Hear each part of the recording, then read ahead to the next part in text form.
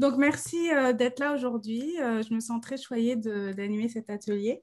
Donc, cet atelier se donne donc dans le cadre des rencontres de l'espace de la diversité qui a lieu tous les mois pour discuter, échanger, créer des espaces d'échange autour de littérature racisée, donc des personnes noires, des personnes arabes, des personnes de diverses origines.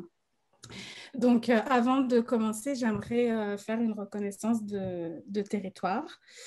Euh, nous reconnaissons que nous sommes un territoire autochtone, lequel n'a jamais été cédé. Nous reconnaissons la nation Konien'kehá:ka comme gardienne des terres et des eaux sur lesquelles nous nous réunissons aujourd'hui.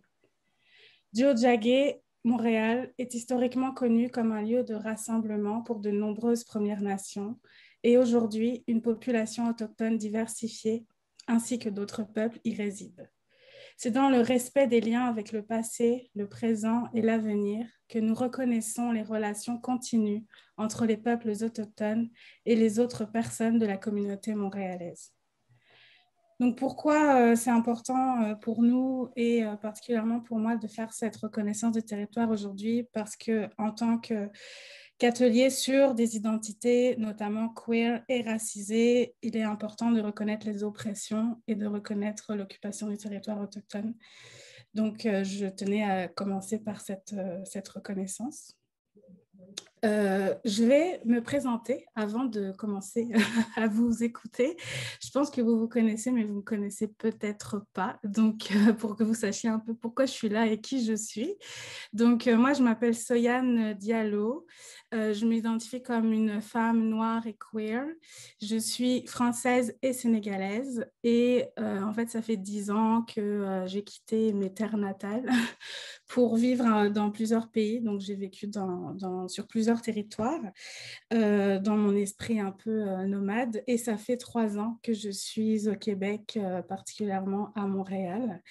Donc, moi, je m'identifie comme militante et activiste queer et afroféministe.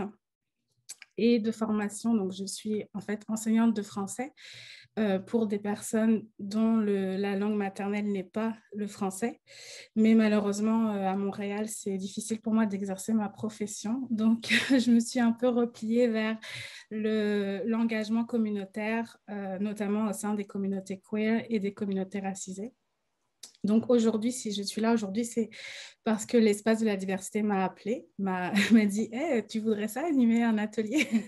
Donc j'ai dit oui, avec grand plaisir. Et je remercie Emne et l'espace de la diversité d'avoir pensé à moi et de m'avoir invitée aujourd'hui. Moi, je suis très choyée, je suis très contente d'être avec vous. Et je ne sais pas pour vous, mais moi, ça a été un régal de lire ces 2 livres. Donc je suis sûre que l'échange d'aujourd'hui va être vraiment très, très positif.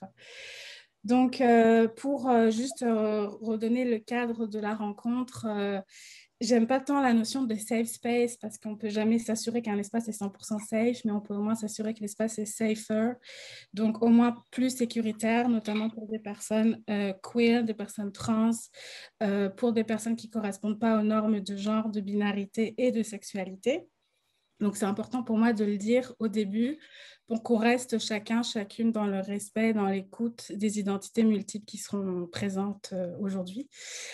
C'est-à-dire, j'aimerais ça articuler la rencontre autour de 3 concepts. C'est le concept de l'écoute, donc écouter quand les personnes parlent, écouter jusqu'au bout avant de s'exprimer.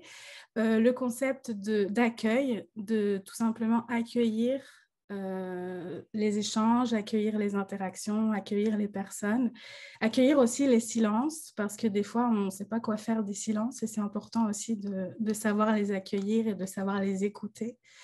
Et le dernier concept, c'est la bienveillance. Donc, rester bienveillante envers l'espace, envers les personnes et envers les identités multiples qui seront présentes aujourd'hui. Voilà, donc d'un point de vue technique, je pense que vous connaissez le Zoom, on est tous et toutes habitués au Zoom maintenant. N'hésitez pas à utiliser l'outil de lever la main pour intervenir. N'hésitez pas à utiliser le chat aussi, on a commencé à l'utiliser déjà. Donc si vous avez par exemple des réflexions qui vous viennent pendant qu'une personne est en train de s'exprimer, le chat peut être un bon outil pour ça. Voilà, donc c'était le petit speech du début pour introduire un peu. Donc, ce que je vous propose aujourd'hui, avant de vraiment rentrer dans les lectures et d'échanger sur les livres, j'ai comme, je ne sais pas si vous entendez comme du bruit dans ma rue, mais excusez-moi. Donc, la première chose, c'est on va présenter brièvement les livres. Donc, on vous a présenté en fait 2 livres. Donc, le premier, c'est La balançoire de Jasmin de Dany Ramadan. Donc, pour résumer très brièvement, ce livre, c'est l'histoire de 2 amants qui quittent la Syrie et qui viennent s'installer à Vancouver au Canada.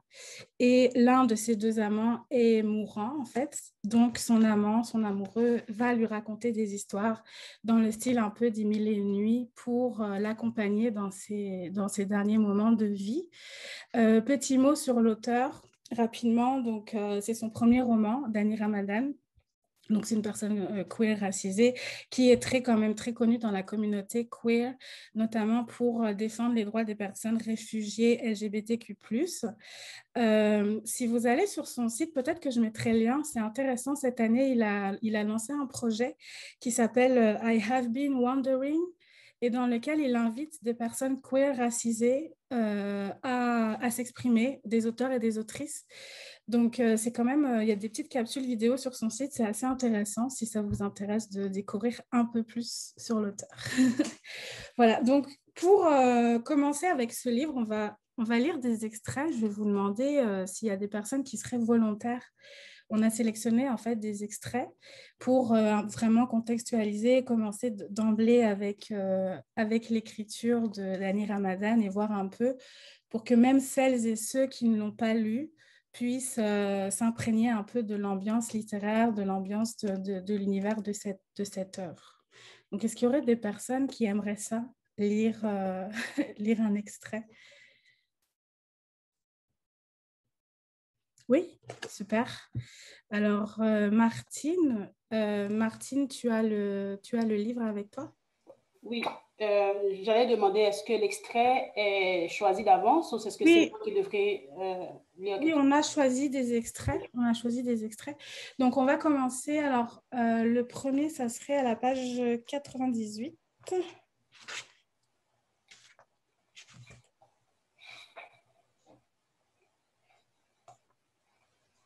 Oui, Donc, en fait, c'est ça, les pages 98 et 99. ok. Tu peux commencer avec le deuxième paragraphe, si tu le souhaites. À partir de je connais bien la mort du Oui, corps. oui, oui, oui, oui. Ok, ben, je vais essayer. Oui, merci. Je connais bien la mort du corps, un peu moins celle de l'esprit. Si, une fois, par ta faute, j'étais mort pendant 3 longues années, un souvenir qui me fait horreur. Encore jeune à l'époque, nous venions d'arriver à Vancouver après 2 ans d'exil au Liban. Ce fut d'abord une lune de miel. Amoureux de la ville, nous marchions sur des nuages, célébrant la pluie et tous les coins boueux que nous découvrions avec émerveillement. Tel un amour naissant, Vancouver nous faisait oublier notre besoin d'avenir, d'espoir, et nous vivions dans le présent. Hormis les avions qui passaient au-dessus de notre immeuble à Richmond, le calme régnait dans nos vies. Descendant du Skytrain à Hilton, nous remontions les escaliers jusqu'à Davie. Nous refusions de traverser la chaussée n'importe où, même quand il n'y avait pas de trafic. De peur qu'on nous arrache notre nouvelle ville, nous jouions les citoyens modèles. Au carrefour arc-en-ciel, nous avons lié connaissance avec des inconnus. Nous faisions semblant d'aimer la poutine, mais la sauce graisseuse nous revirait l'estomac. Au bout de quelques mois, notre humeur a changé. Nos disputes se multipliaient. Nous dansions un tango dangereux qui tantôt nous rapprochait, tantôt nous séparait.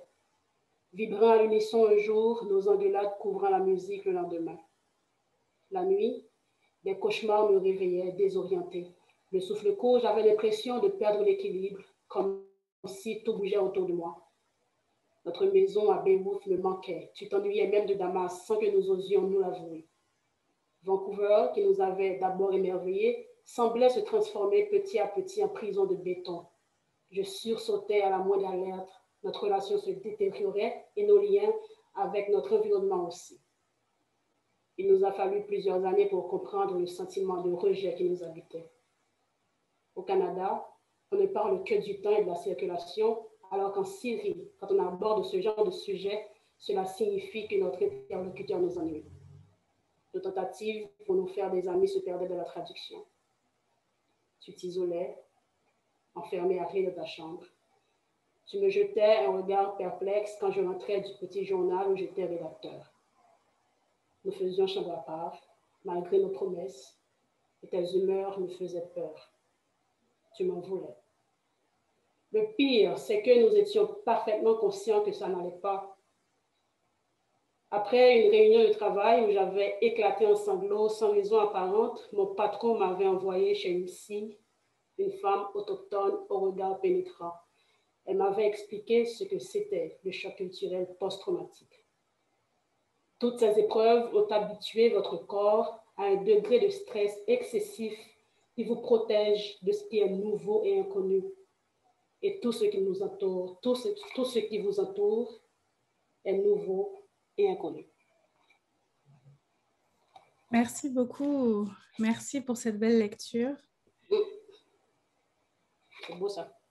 Je n'étais pas encore arrivée jusque-là de ma lecture. Merci beaucoup pour ce moment. Je laisse toujours un petit moment après pour laisser retomber les émotions. Est-ce que une autre personne voudrait lire un autre extrait de ce livre? Oui, Aîné. Alors, je vais peut-être les pages que justement tu avais aimées, dans les pages 146-147, est-ce que ça te tente de les lire?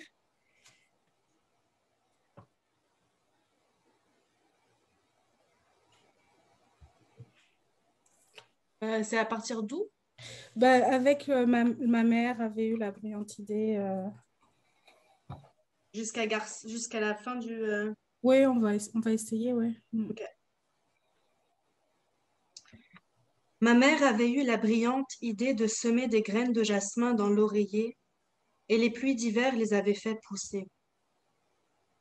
Derrière sa fenêtre, elle buvait son café turc sur un air de Fayrouz et regardait le jasmin pousser sur l'oreiller de coton retenu par la vieille corde à linge.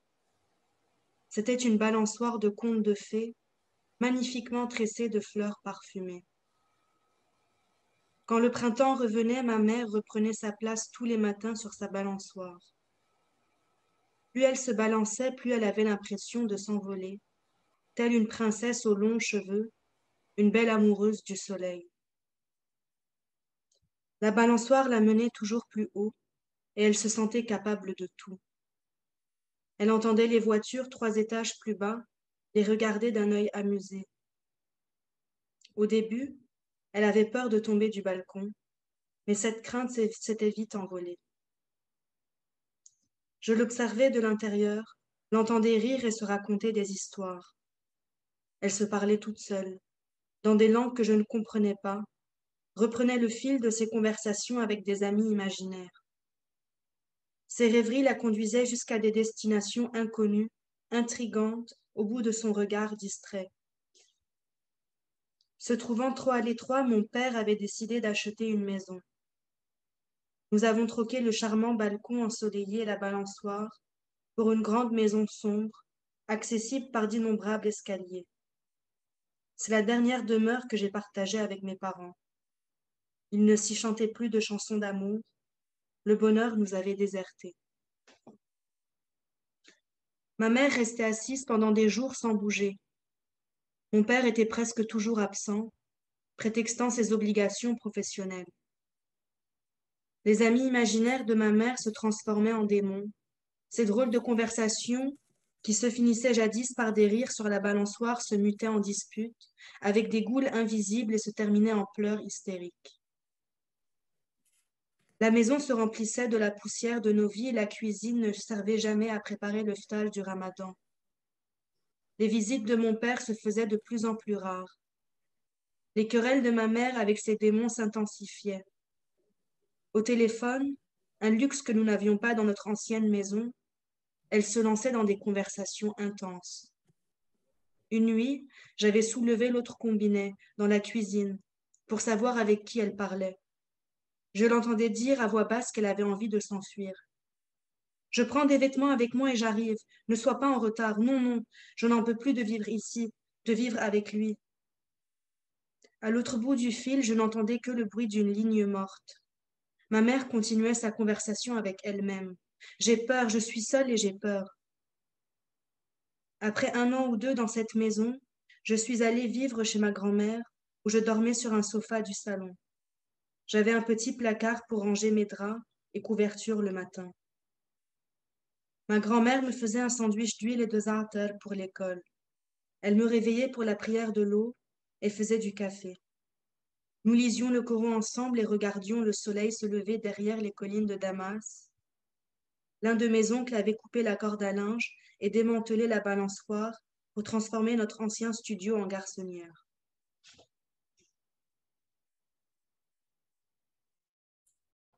Merci beaucoup, Emily. Merci pour cette belle lecture.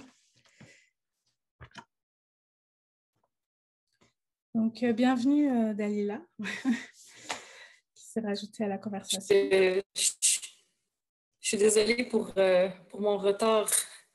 Il n'y a pas de problème. Mais j'ai lu tous les livres. D'accord, super. Donc, on a présenté La balançoire de Jasmin. On vient de lire 2 extraits de cette œuvre. On va parler maintenant du 2e livre, donc Un ailleurs à soi, d'Émilie Prophète. Donc, un résumé très bref. Encore une fois, ce serait... Donc là, c'est une histoire, vraiment, je dirais, une rencontre et une histoire entre 2 femmes, donc Maritou et Lucie, qui s'aiment en Haïti. Et l'une veut partir et l'autre ne veut pas. C'est un peu ça qui traverse l'œuvre. Donc, moi, je vous avoue, je suis très émue à parler de ce livre parce que ça m'a vraiment beaucoup touchée. Ça a été vraiment, pour moi, c'est un bijou dans l'écriture que dans les thèmes. Ça m'a beaucoup parlé.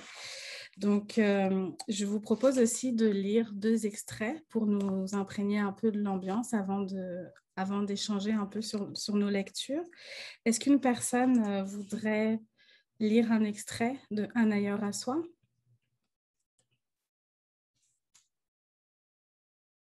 Oui, super. Merci, Justice. Alors, on va commencer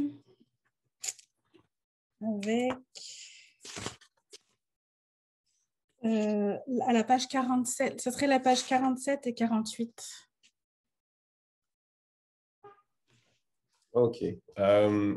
J'ai laissé ma fenêtre de la pièce ouverte. Je ne sais pas si vous attendez beaucoup, mais si ça vous gêne le bruit, je peux fermer la fenêtre. D'accord. Donc, tu es ma toute première fois. Je suis ta toute première fois. Il n'y aura désormais qu'un seul parfum sur terre, le tien. La vie avant n'était qu'un rêve maladroit. Me voilà simple et pleine d'expression. J'ai grâce à toi fait connaissance avec moi-même. J'ai grandi sans savoir, sans comprendre. Entre nous, il y a des millions de vies, des millions de pas. Tellement de rêves qui se cherchent. Ce soir, c'est la fin d'une paix factice. C'est le tumulte dont j'avais toujours rêvé. Qu'il m'apporte, qu'il me redéfinisse. Qu'il soit dit désir, qu'il soit fait tendresse. Tu es mon besoin de vérité, ma douleur aimée. Dis la vie à ma place. Chante doucement la vérité qui m'a manqué. Je n'étais qu'une ombre avant ta lumière, avant ta bouche. Je veux m'accrocher à cette épaule, y dormir pour que vienne le rêve, celui de l'enfant que je n'ai pas été. Invite-moi à entrer dans la vie, je veux apprendre à être toi. Je ne suis qu'un enfant face à ce sein qui s'efforce, qui s'offre à ma bouche. Je m'enfonce dans cette odeur nourricière. Je me niche. Les blessures cumulent, se cicatrisent.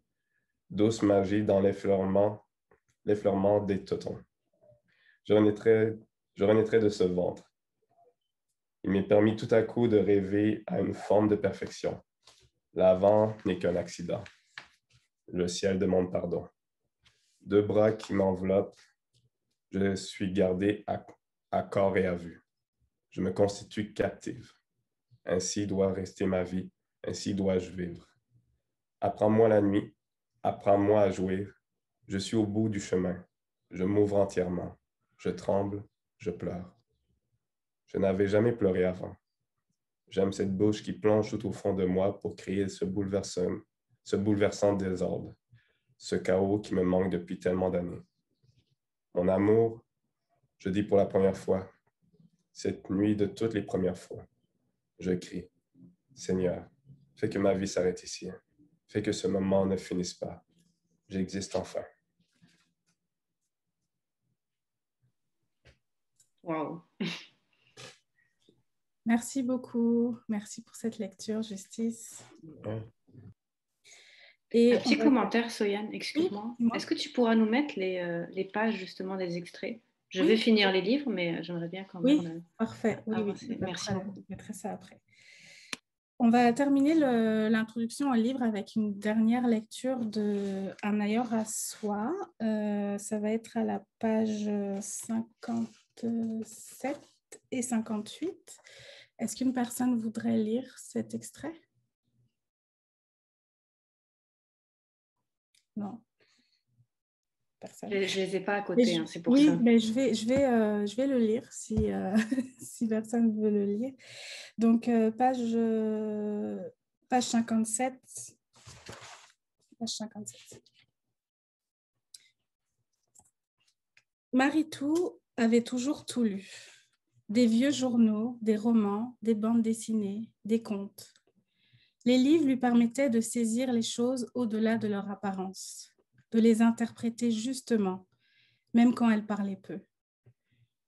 Lucie était celle qu'elle attendait pour se comprendre, saisir le sens de sa dérive, rattraper tous les absences, les manques de sa vie, celui du père, de la mère, de la vérité sur sa venue au monde.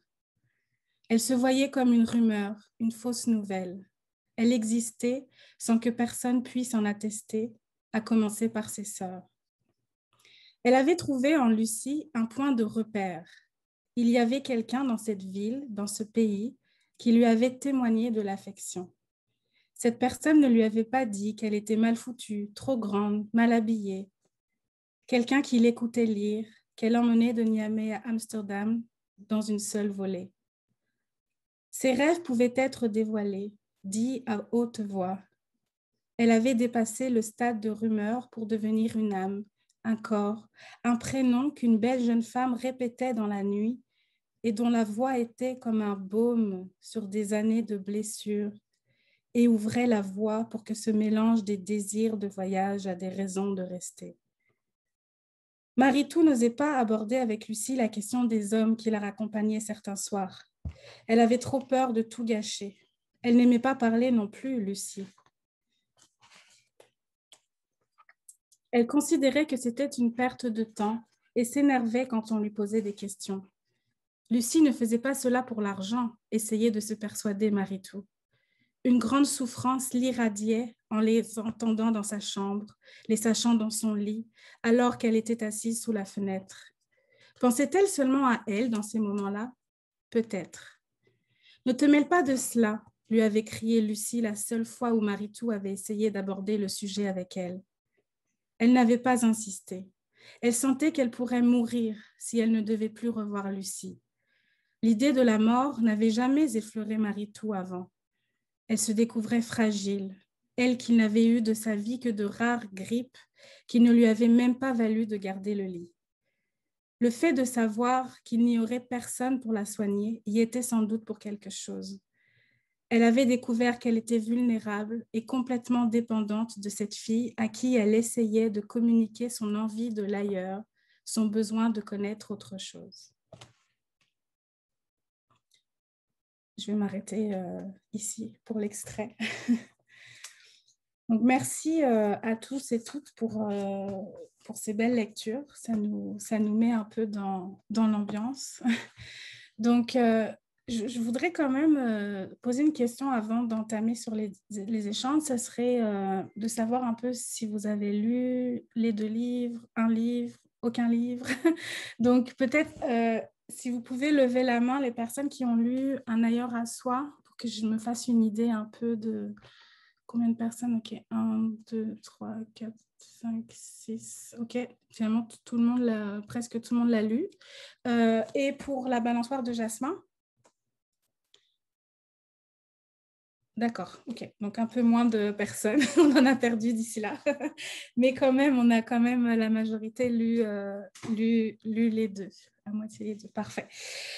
Parfait. Donc, je voudrais commencer cette discussion en travaillant un peu sur nos émotions.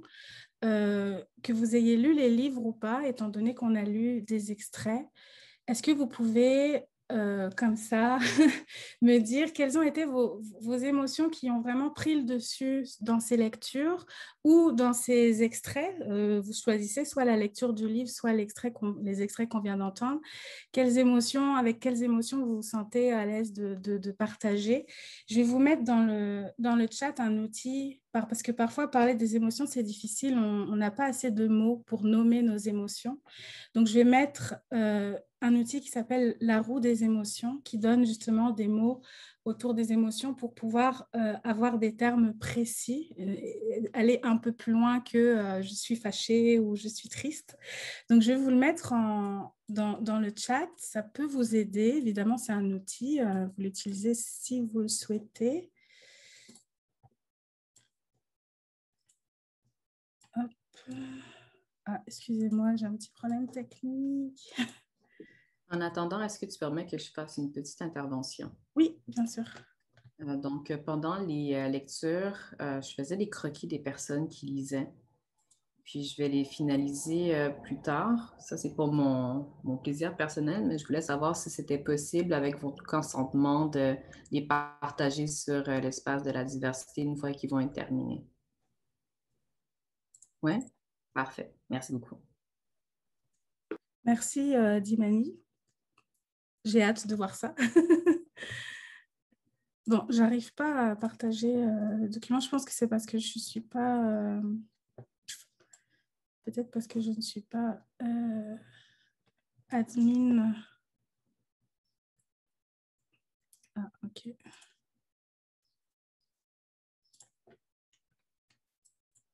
Bon, excusez-moi, c'est pas très fluide mon affaire. Mais peut-être qu'on peut y aller même sans l'outil. Est-ce qu'il y a des personnes qui aimeraient partager un peu leurs émotions suite à ces lectures ou suite à ces extraits?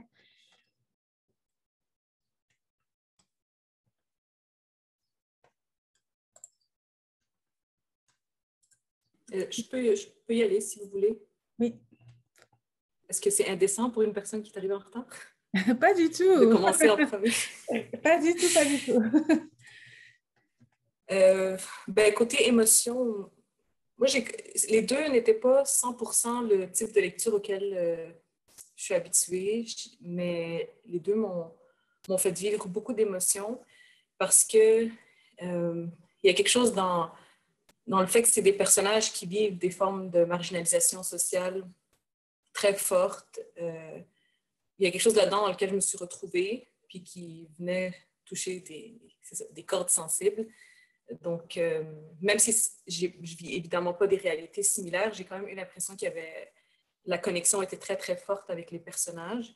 Et je dois admettre que j'ai même l'habitude de ne pas acheter des romans dans lesquels le personnage principal est un homme ou se considère homme parce que j'aime m'identifier à un personnage féminin. Mais en lisant La balançoire de Jasmin, j'ai connecté avec l'arabité du personnage, avec le fait qu'il parle un peu de Beyrouth, avec le fait que c'est ça, il y a des références, des termes en arabe, des fois dans certaines pages. Et donc, ça m'a donné l'impression que je pouvais élargir mes horizons en lecture. Puis, c'est ça. Ça m'a agréablement surpris, puis ça m'a même obligé à remettre en question mes propres préjugés par rapport aux romans écrits par des hommes. Donc, j'ai beaucoup aimé découvrir ça de moi-même. Donc, en soi, c'est une émotion positive. Mais autrement, c'est ça. Il y a eu plusieurs moments où ça m'a fait aussi pleurer. Je reconnaissais aussi certaines rigidités des sociétés arabes. Donc, voilà. Ça a été mon rapport à la balançoire de Jasmin. Merci beaucoup. Dimani, tu voulais dire quelque chose? Oui, fait que j'ai pu voir que tu avais téléchargé le tableau des émotions. Fait que je l'ai ouvert.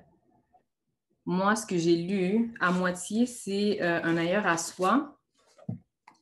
Et bon, parce que j'ai des préférences pour les histoires où est-ce qu'il y a des personnes lesbiennes, parce que je me vois pas représentée dans les médias en général, ni dans la littérature. Fait que ça fait du bien de voir ça. Euh, mais il y a quand même une distance parce que je ne vis pas en Haïti. Et puis, même si le livre est quand même assez... le récit est récent, dans le sens où on parle des tremblements de terre de 2010 et puis des constructions, tout ce qui s'est passé.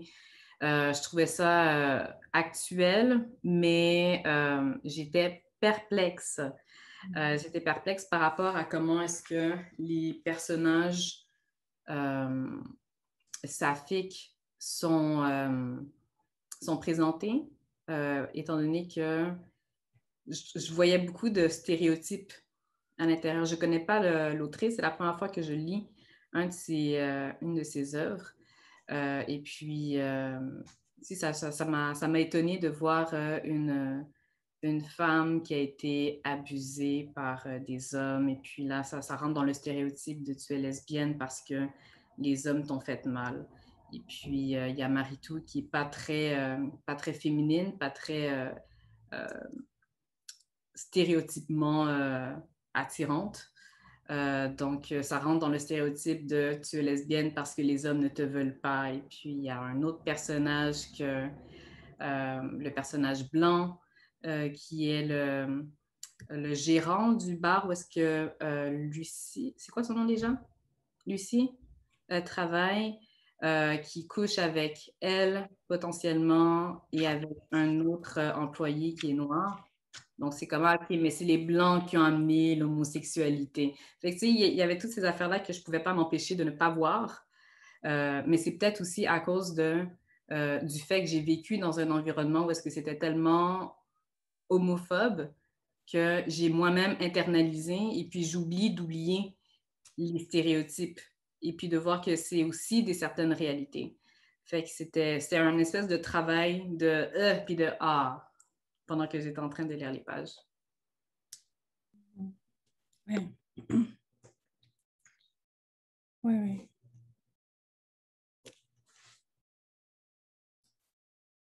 Est-ce qu'il y a d'autres émotions comme ça de première lecture que vous aimeriez partager? Oui, Selma? Un peu comme Martine, j'ai lu la moitié des deux. Maintenant qu'elle l'a dit, je me sens plus à l'aise d'en parler. Mais moi, je me rends compte que j'ai peut-être l'habitude de lire des histoires qui ressemblent, qui sont très, très éloignées de la mienne. Et que là, en écoutant les extraits et en lisant aussi certains passages, et je rejoins Dalila dans le fait que moi, je me retrouvais dans l'arabité, même si au début, je me suis dit c'est un homme, donc je vais peut-être plus me reconnaître dans le second roman. J'avais l'impression d'être dévoilée. Je ne sais pas comment vous expliquer ça. C'est, par exemple, l'extrait de la page 40 à 43, je pense que c'est ça, dans Un ailleurs à soi. Quand je l'ai écouté, je me suis dit, j'aurais pu l'écrire. C'est vraiment, j'ai vécu... ça m'arrive rarement de lire des romans où je me reconnais vraiment dans l'histoire. Et là, j'avais l'impression d'être un peu... Je pense que je suis pudique dans le dévoilement de certains sentiments ou de certains passages de ma vie. Et là, en les lisant, on me disait, non, mais tu n'es pas la seule à l'avoir vécu. Et si toi, tu ne l'as pas écrit, ben, d'autres l'ont écrit pour toi. Et ça m'a... Enfin, je ne sais pas pourquoi je suis émotive, mais je me suis sentie bien. Donc d'un côté, du côté de l'arabité, et de l'autre côté, du fait que ce soit deux femmes dans le second roman. Ouais. Je m'arrêterai là pour l'instant. D'accord, merci. Oui, Anne. Moi, je vais rebondir sur l'arabité. Et j'ai eu beaucoup de mal, en fait, avec la balançoire de Jasmin. Je pense, pendant toute la lecture, il y avait trop de tension, en fait. Au Liban, j'étais assez proche de la communauté LGBTQ+, puis la réaction des parents, c'était comme... sais, à beaucoup de moments, quand il parlait des parents, c'était lourd à lire. Puis, tu sais, où ils te disent, oui, tu dois prier, puis il faut demander le pardon à Dieu. Tu sais, il y avait plein de passages comme ça où c'était. Où je, moi, en fait, j'ai beaucoup étouffé en lisant. En lisant. Ça m'a rappelé tout ce que j'aimais pas je vais pas me prononcer le nom de tous les pays arabes, mais de mon pays, du moins. Ça m'a. Moi aussi, je suis un peu émotive, mais ça m'a vraiment. C'est comme si j'étouffais, en fait. Là, je parle pas du style parce que j'ai eu quelques difficultés avec le style, mais le contenu, tu sais, c'est comme si ça m'a trigger un peu trop, en fait. Puis ça m'a. Alors qu'un ailleurs à soi, c'était. J'ai. Je pense que chaque page est pliée. J'étais comme. Je pense que je vais le relire et relire et relire. Mais justement, parce que pour moi, c'était plus de la fiction. Il y avait comme une distance. Euh, Puis j'arrivais à voir l'histoire d'amour, j'arrivais à avoir de l'espoir dedans, alors que pour moi, c'était foutu, en fait, pour les deux gars syriens. J'étais comme, ben, tu sais, à quoi bon? J'ai trouvé leur exil, en fait, plus difficile à lire parce que juste parce que je connais leur société, en fait, puis c'était trop, c'est ça, c'était trop intense, je trouvais. C'est ça. Mhm. Oui, je comprends.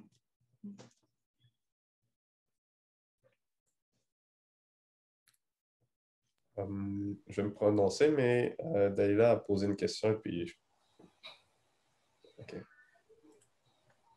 Je sais pas si je devrais... non, moi, pour ma part, je l'avoue, là, je ne suis pas une personne qui est habituée de lire. Là. Je me force depuis que j'ai intégré à Passerelle. Je suis beaucoup plus visuel. C'est ça ma raison. Mais c'est ça. Donc, je me suis tenté à lire ces deux livres. Et je ne sais pas si je me suis souvenu aussi pourquoi je ne lisais pas finalement. C'est une expérience assez immersive et de longue haleine, tandis qu'un film, ce que moi je suis plus habitué à construire et puis aussi à juste me nourrir pour ma pratique, c'est beaucoup plus court. Ça peut être intense par moment, mais c'est beaucoup plus court. Et puis dedans, dans ces lectures, le sentiment qui m'est revenu pour les deux, c'était la tristesse en fait. Et je suis content, en fait, que tu aies partagé je sais pas comment on appelle ça, la roulette des sentiments. La roue, oui. Oui, ben, le tableau, hein, parce que justement, j'ai dans toutes les types de sous-sentiments de la tristesse, c'est vraiment de la tristesse liée avec la puissance, en fait. Je suis pas, même si je veux dire, je suis quand même venu ici en tant que réfugié de guerre, là. Et puis, j'ai comme survécu à un génocide et à une guerre. J'ai pas expérimenté ça. Et j'ai pas expérimenté toutes les tragédies, en fait. Ça peut être, en fait, tout simplement, j'ai pas une vie très lourde, finalement. Et lire ces récits, hein, c'était toute qu'une autre façon d'exister que j'étais au courant, mais que j'avais jamais vu ou en fait attendu ou attendre des personnes s'exprimer dans ces profondeurs et dans ces détails. Et donc, c'est ça, c'est vraiment un étrange sentiment d'impuissance et je les ai complétés. Hein. Puis je les ai complétés surtout parce que l'atelier, on allait la voir parce que autrement, je ne sais pas si je pense que oui, là, je suis assez têtu en fait comme personne, mais c'est quand même, c'était en effet lourd et difficile, mais j'étais quand même très curieux de savoir ce qui allait venir par la suite. Même si je m'attendais que ça ne se termine pas nécessairement bien, euh, c'était juste intéressant de partager ces genres de points de vue et puis ces expériences avec tous ces détails de tragédie puis euh, de difficultés, en fait, d'exister parmi d'autres et dans des circonstances et dans des lieux qui sont dépourvus de beaucoup de choses. Donc, ouais. Mhm. Merci. Merci. Donc, Martine, je vais te laisser la parole. Je veux juste te dire la bienvenue à Karine qui vient d'arriver, de se joindre. Donc, bon, je ne sais pas si... Tu peux y aller, Martine. Oui. Écoutez, je regrette vraiment d'être pas allée plus loin dans la lecture. Ça, sincèrement. Mais en même temps, je découvre beaucoup de choses à travers votre ressenti. Mais si je peux me prononcer, mais vraiment de façon brève, sur ces deux livres. Pour La balançoire de Jasmin, je suis habituée à lire ces thèmes parce que ça rejoint mes thèmes privilégiés aussi. Mais c'était quand même étonnant de ne pas chercher à savoir si c'était un homme qui écrivait. Ça s'est révélé de lui-même. Je n'ai pas cherché à savoir si c'est un homme qui racontait l'histoire d'amour ou pas. Ça s'est révélé de lui-même. Puis, je ne sais pas pourquoi j'ai senti une tension, mais pas comme parlait Aimé ou Selma, mais je ne sais pas pourquoi les deux hommes, je ne sais pas pourquoi j'ai eu l'impression que les deux hommes avançaient en terrain miné, mettons. Je repense tout de suite à cette scène où ils devaient se rendre ensemble au dépanneur, je crois, puis qu'une bombe, justement l'amour les a retardés, puis une bombe a justement explosé quelques minutes après. J'essaie d'imaginer le milieu, puis ça faisait quelque chose. Ça faisait vraiment quelque chose. Puis, pour un ailleurs à soi, j'ai aimé. Je suis arrivée à la page 27, je ne vais pas vous mentir. Il y a le signet qui est là. Mais c'est une histoire qui me parle, mais vraiment dès le début. Pour avoir vécu en Haïti jusqu'à mes 29 ans, je connais un peu la situation, je sais ce que c'est. Pour avoir aussi écrit sur le sujet, je sais ce que c'est. Et c'est ça qui m'a donné un sentiment de rêve. Pour moi, ce livre est un rêve parce que c'est une histoire qui peut se vivre que dans les livres, en fait. En Haïti, déjà, c'est pas facile d'être femme, voire lesbienne, complètement marginalisée. C'est aussi un champ de mine. Donc, ça m'a vraiment fait du bien de vivre cette histoire d'amour-là, sinon de me questionner un peu plus. Par exemple, je me demande, est-ce que c'est vraiment possible de vivre quelque chose comme ça en Haïti? En fait, je me déplace de la fiction, je me demande, est-ce que c'est possible? Est-ce que c'est possible de vivre cette histoire d'amour-là en Haïti? J'ai écrit sur le sujet en 2015, Double Corps, mais ça avait fait un tel bruit, carrément indexé comme homosexuel, ce qui ne m'avait pas du tout dérangé. Mais même écrire sur le sujet, c'est tabou. C'est tabou. C'est un risque aussi qu'on prend. C'est un risque qu'on prend aussi d'écrire sur l'homosexualité, d'écrire mais sur tout ce qui n'est pas normatif, on va dire. Puis, c'était aussi une redécouverte des lieux. Emily parle de ce restaurant. Moi, je vois carrément ce restaurant à Pétionville. J'ai l'image devant moi, j'ai la jalousie devant moi. Ouais, c'est ça. Je pense que je vais m'arrêter là. Sinon... Ouais. Merci beaucoup. Merci beaucoup, Martine, pour ce partage. Donc, bon, c'est intéressant, ça fait un tour un peu des émotions parce que c'est toujours ce qu'on recherche aussi. Enfin, en tout cas, moi, je sais que c'est ce que je recherche quand je lis, c'est aussi de vivre des émotions à travers des histoires. Donc, c'était important pour moi de faire ce petit échange autour de nos émotions. Donc, je vais maintenant, ce que je vous propose pour la suite de la conversation, je vais lancer des pistes de réflexion. Je me suis toujours basée sur les points communs et les similitudes et les croisements entre les deux histoires pour que justement chacune puisse prendre part à la réflexion, même si vous n'avez pas lu les deux livres. Donc, moi, je me suis vraiment concentrée sur les similitudes entre les deux récits. Donc, premièrement, moi, quelque chose qui m'a vraiment marquée, ça a été ce qu'on appelle la recherche identitaire, la quête identitaire, étant donné qu'on a affaire à deux récits de corps marginalisés, de corps queer et racisés qui ont finalement... tous les corps presque ont décidé de partir ou sont partis de leur terre natale. Donc, je voulais voir pour vous comment elle s'articulait justement, quelle était l'articulation, comment vous l'avez perçue entre le corps, le rapport au corps en tant que personne queer et marginalisée et justement la quête d'un ailleurs, la quête d'aller ailleurs, la quête de vivre ailleurs. Quel lien vous avez fait? Est-ce que ça vous a parlé? Est-ce que, voilà, dites-moi tout sur ce sujet.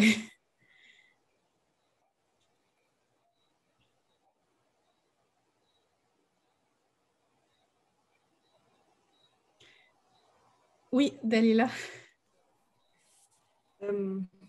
J'ai trouvé ça intéressant que dans les deux livres, effectivement, la question de l'exil semblait l'issue qui était choisie pour pouvoir vivre pleinement, puis sans complexe, puis en sécurité. Puis ça m'interpelle aussi parce que j'ai l'impression que ça montre une autre voie que celle de nécessairement rester pour militer et changer les choses. Parce que ça aurait pu être un choix aussi pour les personnages de se dire, ben, je ne bouge pas de là, ben, je vais avoir un parcours combatif. Puis en réalité, l'option de ne pas vouloir se battre toute sa vie, elle est tellement légitime, puis peut-être qu'elle est pas assez, en tout cas moi dans les milieux militants dans lesquels je gravite beaucoup, c'est pas assez mis de l'avant, c'est pas assez montré comme une voie qui est légitime, celle de ne pas avoir envie de passer sa vie à se battre pour pouvoir simplement exister puis aimer la personne qu'on veut aimer. Puis c'est ça, donc j'ai apprécié qu'on nous montre cette possibilité-là, puis qu'elle soit assumée, puis qu'elle soit très belle. Il y avait rien de... C'était pas un manque de courage du tout, au contraire. Oui, Dimani. Allô Yara, allô Maïté. Désolée pour le retard, je vous écoute là. Oui, parfait. J'ai pas vraiment regardé la balançoire, fait que ça va être à vous de me dire si je suis dans les patates ou pas. Mais j'ai l'impression qu'il y a une autre dimension aussi qui est la pauvreté. Fait qu'il y a l'aspect classiste derrière ces personnes qui souhaitent, oui, vivre leur amour quelque part d'autre ou qui veulent laisser derrière eux un passé pour trouver, juste regarder vers l'avant. Mais l'aspect de la pauvreté, je pense qu'il y a tellement une grosse importance, puis ça fait aussi partie de la réalité de beaucoup de personnes queer en général. Tu sais, comme, je ne sais pas si vous connaissez la joke que les personnes gays ne savent pas conduire, ils n'ont pas d'auto, ils font juste prendre le transport en commun. Mais tu sais, comme c'est une manière aussi de rire de la pauvreté. Puis, comme dit le proverbe, il y a juste les pauvres qui peuvent rire des pauvres. Donc, on se met ensemble pour parler de ça, mais c'est pas nécessairement une question de militantisme. Justement, on dirait qu'on est dans la posture où est-ce qu'on se dit « it's life », c'est la vie. Donc, je trouve ça quand même assez intéressant qu'il y a ces trois réalités qui embarquent le racisme, l'homophobie, le LGBTQ-phobie et le classisme, la pauvreté. Mm-hmm. Mm-hmm. Ce qui est intéressant aussi dans Un ailleurs à soi, parce que finalement, c'est Maritou, la protagoniste, qui raconte l'histoire, et finalement, c'est elle qui part, mais il y a aussi Lucie qui ne part pas, qui reste et puis qui ne veut pas partir. Donc, il y a aussi cette dichotomie qui est présentée à travers les personnages. Ça rejoint un peu ce que tu disais Dalila aussi. Tout le monde ne part pas et tout le monde, il y en a qui choisissent de partir justement pour qu'on arrête de vivre ces oppressions, mais ce n'est pas le choix non plus et l'envie de tout le monde. Donc, c'est quand même souligné aussi dans Un ailleurs à soi. Moi, j'ai trouvé un peu plus que finalement dans La balançoire de Jasmin, où là, on est vraiment sur tout le monde part et on part ensemble, etc.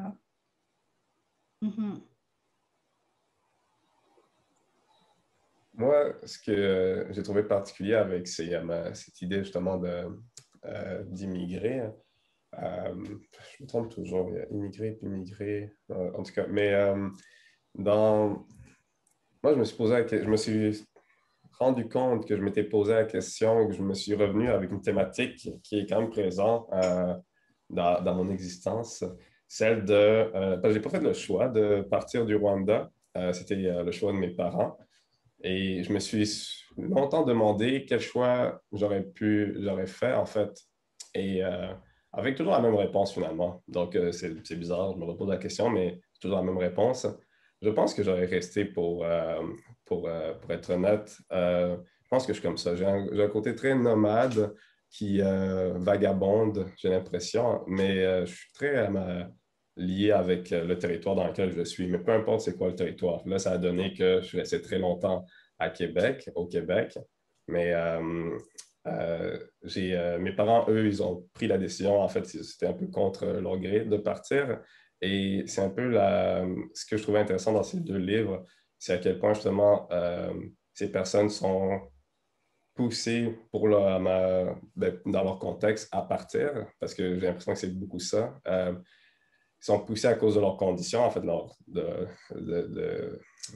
qu'est-ce qu'ils représentent et leur situation marginalisée, puis stigmatisée et la pauvreté notamment.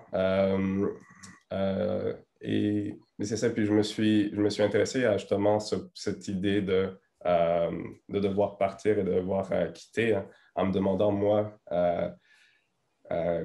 qu'est-ce que j'aurais fait entre justement soit rester si j'avais été conscient puis mature à l'époque de 94 au Rwanda. Là. Mais je me suis aussi posé la même question vu que j'ai grandi avec beaucoup de monde qui étaient aussi des réfugiés de guerre et qui, ils ont dû fuir à cause qu'ils ont été justement stigmatisés et marginalisés pour ce qu'ils ressemblaient, pour ce qu'ils représentaient en fait pour d'autres personnes qui voulaient juste les pourchasser, les violenter, les exterminer. Donc, ouais, je veux dire, je ne suis pas homosexuel, là. Donc, je n'ai pas nécessairement cette expérience-là, mais pour d'autres points, j'ai compris, je pouvais relate, je ne vais pas trouver le mot en français, mais je pouvais bien comprendre toute cette situation à d'autres niveaux, à d'autres degrés, dans d'autres régions. Tant pour moi, mais aussi pour d'autres personnes que j'ai connues et que je connais. Donc, c'est ça. Merci beaucoup pour ce témoignage. Et c'est vrai que finalement, dans Un ailleurs à soi, moi j'ai trouvé que il n'y avait pas forcément un lien, enfin je veux dire, c'était pas si évident que la raison pour laquelle Maritou veuille partir, c'est parce qu'elle s'identifie comme queer. Moi, j'ai pas vu, je sais pas ce que vous en avez pensé, moi, j'ai pas vu ça comme ça. J'ai vu justement, comme disait Dimani, tout le contexte de pauvreté, on va dire, tout le contexte de vie de Maritou, qui justement est décrit vraiment dans le quotidien, dans tout ce qui se passe au bar, etc., toutes les inégalités.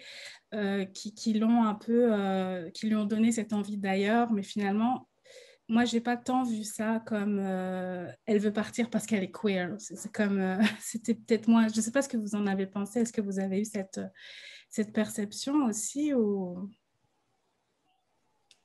Elle avait quand même une conscience très aiguë de sa marginalité, il me semble. Peut-être pas, elle l'identifiait pas nécessairement avec des termes aussi précis que ça, je quitte pour pouvoir vivre mon homosexualité et tout, mais elle ressentait depuis qu'elle est très jeune cette marginalisation au point où elle en a développé des réflexes physiques, quand elle vomissait et tout. Donc, peut-être qu'il y avait quelque chose de quasiment inconscient là-dedans, même si ce n'était pas verbalisé. j'ai quand même eu l'impression qu'il y avait eu la question de la classe sociale, effectivement, il y a la pauvreté, mais il y a aussi le fait de se sentir constamment rejeté, exclu, différente des autres, de différentes façons. Mhm. Oui, Dimani?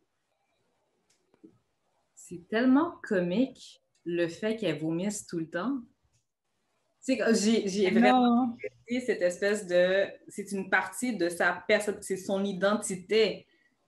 Marie-Tou, c'est quelqu'un qui vomit, tu sais, Oui. puis j'ai beaucoup apprécié cette espèce de complexité dans son personnage, justement, comme quoi que c'est pas juste une personne marginalisée à cause de son orientation sexuelle, elle est pas bien, la fille, là. Elle est vraiment pas bien.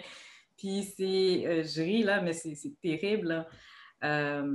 En tout cas, j'ai hâte de lire le reste pour voir c'est quoi la complexité des autres personnages. J'ai beaucoup aussi apprécié l'autre barman. J'ai oublié c'est quoi son nom, mais le vaudouisant. C'est Julien? Est-ce que tu parles de... Ouais. Oui, oui. Celui qui prend soin des arbres.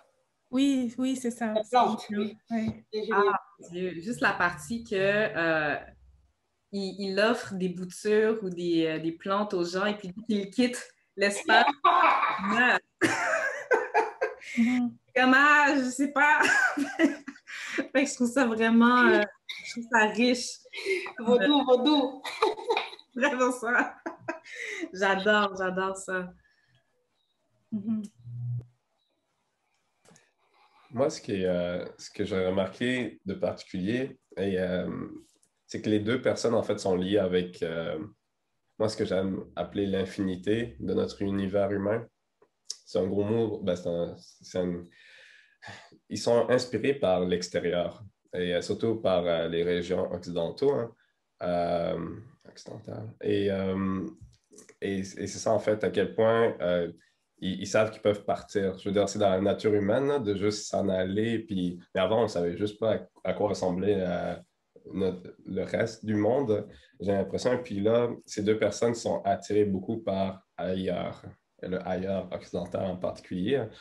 Quoique c'est plus précis avec Marie-Tou, hein, qui, elle le mentionne souvent, justement, ce désir d'aller à Amsterdam. Et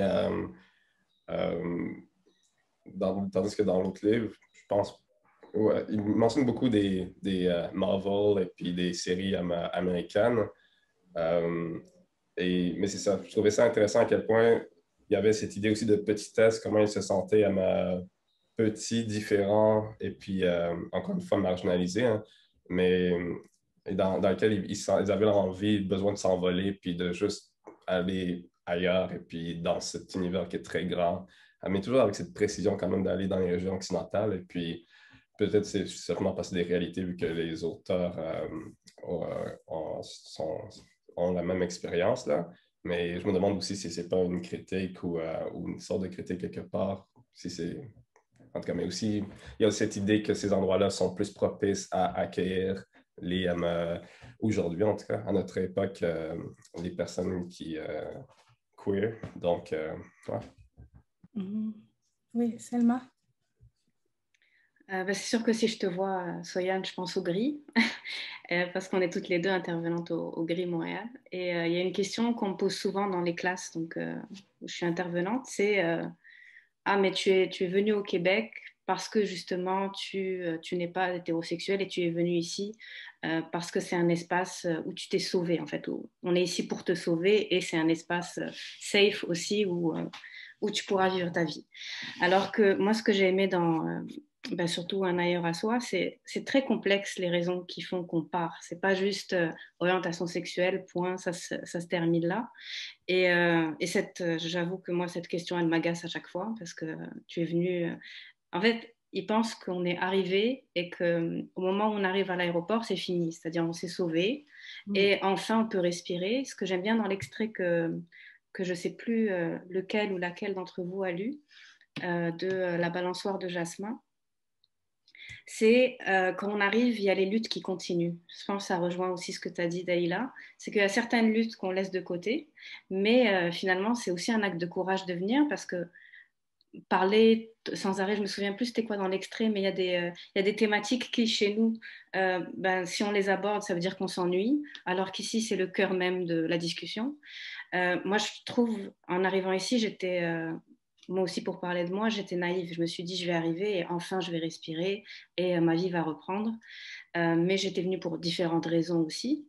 Quand on parle des pays occidentaux, justice, c'est aussi juste un endroit aussi où on peut avoir plus de chances de trouver un emploi. Je veux dire, il y a beaucoup, beaucoup de raisons qu'on essaie de trouver. Le harcèlement de rue, c'est simple, hein, ça n'a aucun rapport avec l'orientation sexuelle, mais moi, juste marcher dans la rue ici, ça me fait du bien, parce qu'il n'y a personne qui me parle. C'est une grande, grande liberté, indépendamment de mon orientation sexuelle, encore une fois.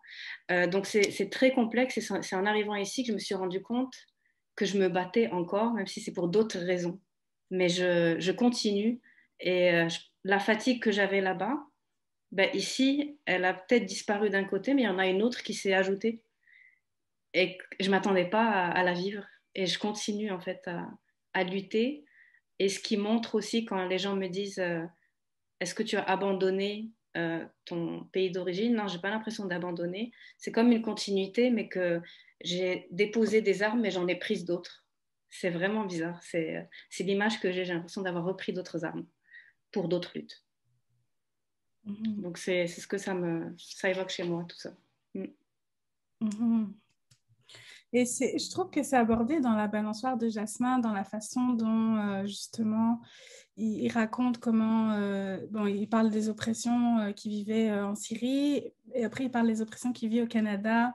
Et moi, ça m'a beaucoup fait penser à, comme on dit, cette lune de miel quand on arrive ici au Québec, qu'on vit et qu'on se dit « Oh, c'est merveilleux ».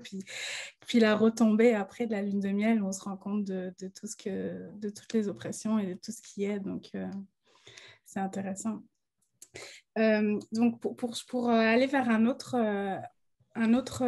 piste, un point commun, moi, qui m'a vraiment marqué entre les deux récits, c'est vraiment l'oralité, le storytelling, les histoires qui sont racontées dans les deux livres. C'est quelque chose de très présent.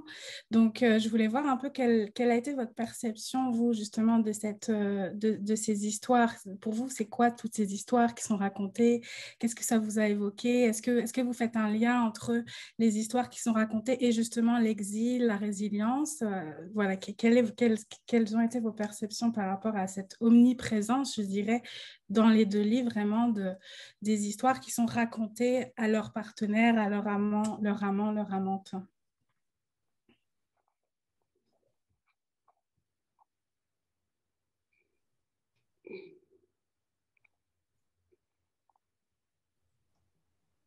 Mais je vais me lancer puisque tout le monde est en train de réfléchir.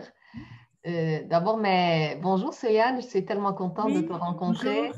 Bonjour. Vraiment, je suis désolée que j'ai été prise dans le trafic. Je ne sais pas, tout le monde a décidé de sortir en même temps aujourd'hui. Non. Ça m'a pris 2 fois plus de temps pour rentrer. Mais je suis très contente de cette conversation. Et je tiens à dire merci à Adi aussi qui avait proposé la thématique. Donc, vraiment, je suis très, très contente. J'aime beaucoup ce que tu dis, Soyane, par rapport à raconter des histoires. C'est drôle, j'étais en train de travailler sur un texte et j'ai pensé à ma mère. Et ma mère qui disait que, mais on nous a dépossédés de tout, donc on n'avait que les mots.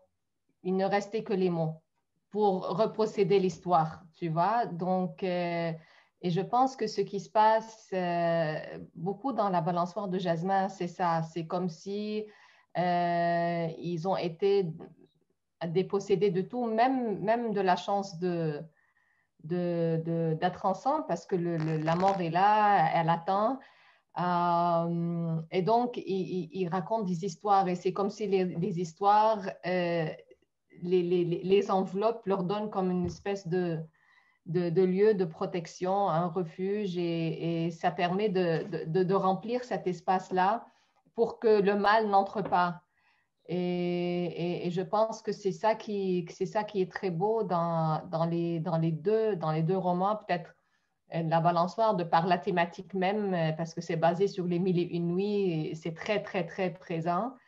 mais aussi dans un ailleurs à soi, parce que Émilie Prophète, elle a un talent fou de dresser des portraits de personnages et de leur donner, mais vraiment une vie, une complexité.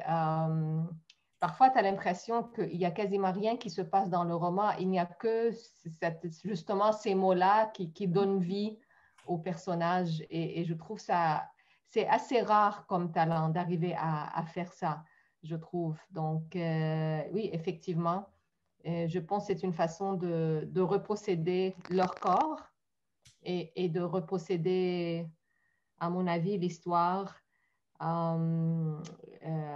Et j'aime beaucoup aussi par rapport à un ailleurs à soi. Effectivement, c'est un couple lesbien, mais ce qu'elle arrive à montrer, c'est justement ces deux femmes qui essayent de faire leur vie, qui essayent de garder un brin de dignité, tu vois. Et je pense que c'est ça qui est très, très, très puissant dans un ailleurs à soi. Donc, voilà. Mm-hmm. Ouais.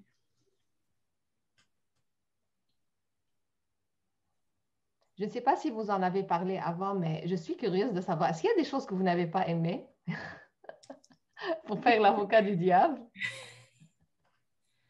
Oui, Amné qui hoche la tête. Raconte. Mais moi, justement, dans la balançoire, moi, un ailleurs à soi, si je pouvais être une critique, je mettrais 5 étoiles. C'est tellement, c'était... Mais la balançoire de Jasmin, ça m'a... En fait, j'ai trouvé que quand ils racontaient des histoires, ils se mentaient à eux-mêmes, en fait. J'avais l'impression qu'ils étaient en train de camoufler le mal. Mais pas j'avais pas l'impression que c'était une bulle de sécurité, mais j'avais juste l'impression qui se mentent à eux-mêmes, moi, ça m'a étouffée, en fait. J'ai senti beaucoup, mais à plusieurs niveaux. J'en parlais avant, c'est tout le rapport à comment les parents réagissent par rapport à l'homosexualité. Ça m'a étouffée. La structure aussi, j'ai trouvé ça étouffant. En fait, j'avais l'impression qu'il n'y avait aucune issue de sortie, malgré qu'ils sont venus au Canada. J'avais l'impression que c'était comme un entonnoir, puis qu'il n'y avait pas d'issue. Alors ils sont quand même réfugiés, qu'ils ont quand même quitté le pays. Des deux côtés, ça marchait pas, en fait. Et même entre eux, ça marche pas. Puis il y a la mort qui est tout le temps là. Je sais pas. Mais bon, ça, c'est ça que j'avais. C'est pas que j'ai pas aimé, mais c'est que c'était trop. Euh, je- je- c'est ça, ouais. C'était trop. Pour toi, Amine. Il faut l'expliquer là, Emne, c'est quoi DFLE? Je sais pas comment les. Tu sais, j'avais juste envie d'ouvrir la fenêtre et de leur dire, mais faites quelque. Je sais pas, je les ai trouvés. C'est pas qu'ils étaient pas passifs, en fait. Mais c'est juste. C'est ça que j'avais l'impression qu'ils se racontaient des choses pour passer le temps. Puis il y avait tellement de fatalité, en fait. Malgré le fait qu'ils soient partis, c'est qu'il n'y a rien qui s'est arrangé. Je sais pas. En fait, c'est tragique. C'est que c'est tragique et que c'était trop tragique pour moi. Ça m'a fatiguée à la fin. Ouais. Est-ce que tu étais fâchée contre les personnages ou tu étais fâchée contre la ligne sur laquelle ils se présentaient dans l'histoire? En fait, par moments, je les ai même enviés, en fait. Surtout quand ils étaient en Syrie et qu'ils racontaient les moments d'intimité qu'ils avaient avec eux. Entre eux, je trouvais ça magnifique. Parce que c'était tellement... Tu sais, c'était de la survie. Mais non, je les ai pas... C'est plus la famille, c'était plus... la mère me fatiguait, les parents me fatiguaient, le cher qui est là, qui dit, lis du Coran. Tout ça, là, ça m'a fatiguée. J'ai une question pour toi. C'est peut-être parce qu'on sait. Oui, sorry. Alors, oui, Justice, est-ce que tu voulais réagir après peut-être Martine? Oui, rapidement. Mais je veux juste savoir, Emily, est-ce que tu trouves que c'est exagéré ou tu trouves que c'est trop réaliste? C'est trop réaliste. C'est pas Ok, du je tout. comprends. Moi, j'ai des amis, en fait, au Liban, on les a forcés à avoir des séances, tu sais, d'exorcisme. Là, on leur ramenait des gens avec les trucs de vapeur pour les sauver. C'était trop réaliste. Et moi, Mhm. je pense que j'étais pas prête à lire ça, en fait. Je pense Mhm. il doit y avoir un gros trigger warning sur la. C'était. Si j'avais su, je pense que je l'aurais pas lu, en fait. Honnêtement, j'aurais juste mis de côté. Je sais pas. Mais tu l'as terminé. Je l'ai terminé ce matin, hein. Je l'ai dit à Soyan mercredi, je lui ai dit, j'arrive pas à le finir. J'arrive pas, là. C'était. Uh-huh. Ouais. Bon, ça soulève le questionnement de tous les trigger warnings finalement hein, avant de se lancer dans un livre. Martine, tu voulais parler et après Selma, tu pourras. Oui, j'allais juste rebondir sur ce que dit Aimé. C'est peut-être le lieu qui nous fait, qui nous donne toute cette sensation. Moi, j'en ai la même par rapport à un ailleurs à soi. Je disais ça au début. Moi, j'ai lu les pages que j'ai lues. En fait, je les ai vécues comme un rêve. Je me demande justement, est-ce que c'est possible pour deux jeunes femmes en Haïti de vivre une relation comme ça, avec toute la complexité qu'il y a autour. Donc, je pense que c'est parce qu'on sait quelque chose. Tu vois, c'est le lieu qui intervient ici dans nos lectures, je crois. Mhm. Ouais. En Haïti, par rapport, on va dire, par rapport à tout ça, c'est des murs autour. C'est des murs, ça ne se parle pas, ça ne s'écrit pas, ça ne s'écrit même pas en Haïti. En Haïti, on ne peut pas écrire sur l'homosexualité, sur la bisexualité. On ne peut pas en parler d'ailleurs. On ne peut pas militer. On milite, puis ça peut être la mort. Tu vois, c'est des risques partout. Donc, vivre ça dans un livre, pour moi, c'est magnifique, mais ça me laisse planer un peu. Voilà. Mhm. Ouais. Oui. Selma? J'allais rebondir sur ce qu'a dit Emné, mais je vais d'abord réagir à ce que vient de dire Martine. Moi, je rêverais de lire Un ailleurs à soi avec l'histoire qui se passe au Maroc. Parce que des fois, moi, quand j'en parle, justement, je parle de ma vie là-bas et que j'ai eu justement une grande histoire d'amour donc avec une femme au Maroc. Et ma phrase préférée, c'est « tout ceci se passe au Maroc ». Parce qu'à chaque fois, je remets en contexte quand je raconte. Les gens n'y croient pas. Donc, moi, c'est toujours mon slogan « tout ceci se passe au Maroc ». Et j'imagine que oui, ça peut être possible. Mais moi, je vois ces pays-là comme des tapis, mais avec rebondis, où il y a beaucoup de choses qui se passent, mais personne ne veut voir. Mais tout se fait partout. Je pense que ça peut se vivre, mais c'est juste... c'est comme si ça avait une date de péremption, j'ai l'impression. Que c'est qu'à un moment, ça va se terminer. Moi, c'est comme ça que je l'ai vécu. C'est qu'à un moment, il y a un impossible. Soit ça va se terminer, soit il y a quelqu'un qui va partir. C'est l'impression que j'ai, mais bon, ça, c'est une autre histoire. Mais par rapport à Emné, c'est la sensation d'étouffer. Quand j'ai lu La balançade de Jasmin, par exemple, le passage en Égypte, moi, je ne me suis pas sentie bien. J'avais l'impression que on sentait que quelque chose allait se passer avec le gars qui travaillait au cinéma. Il y a eu une petite lueur d'espoir et ensuite tous ces coups qui s'abattent sur lui. Moi, c'est à ce moment-là que je l'ai déposé aussi le livre parce que c'est peut-être, j'avais pas envie de lire ça et physiquement, je me sentais pas bien. Vraiment, en le lisant, je l'ai posé, je pense même en parlant, là tout de suite, j'ai quelque chose ici. Mais j'ai trouvé ça, oui, c'était trop réaliste, c'était très, très réaliste, oui.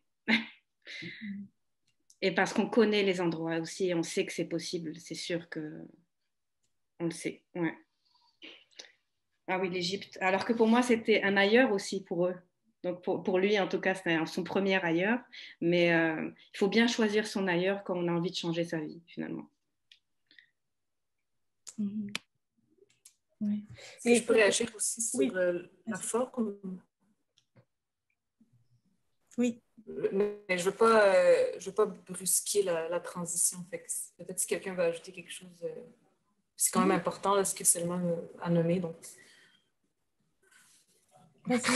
Comme je pense la lourdeur peut-être qui est ressentie avec le fond, il y avait quelque chose dans la forme auquel j'étais moins habituée, que j'ai l'impression de moins retrouver dans la littérature québécoise, qui est l'utilisation vraiment très intense de métaphores ou beaucoup d'images. Même à des moments où je me disais, est-ce qu'une métaphore était vraiment nécessaire là? Mais ça m'a quand même surpris de, malgré tout, avoir du plaisir d'arriver à je suis arrivée à la toute fin en me disant, OK, ben, je pensais pas que je pouvais lire un roman comme ça, puis finalement, ça a marché, mais il y a quelque chose avec l'utilisation des images qui...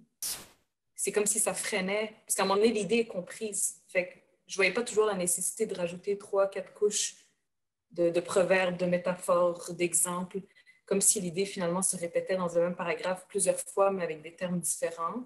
Fait que je crois que ça participe aussi à la lourdeur du récit, à mon sens. Oui, Dimani?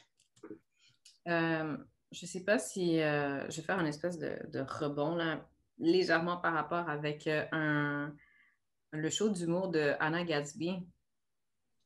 Si vous l'avez vu sur Netflix, c'est une humoriste lesbienne, blanche.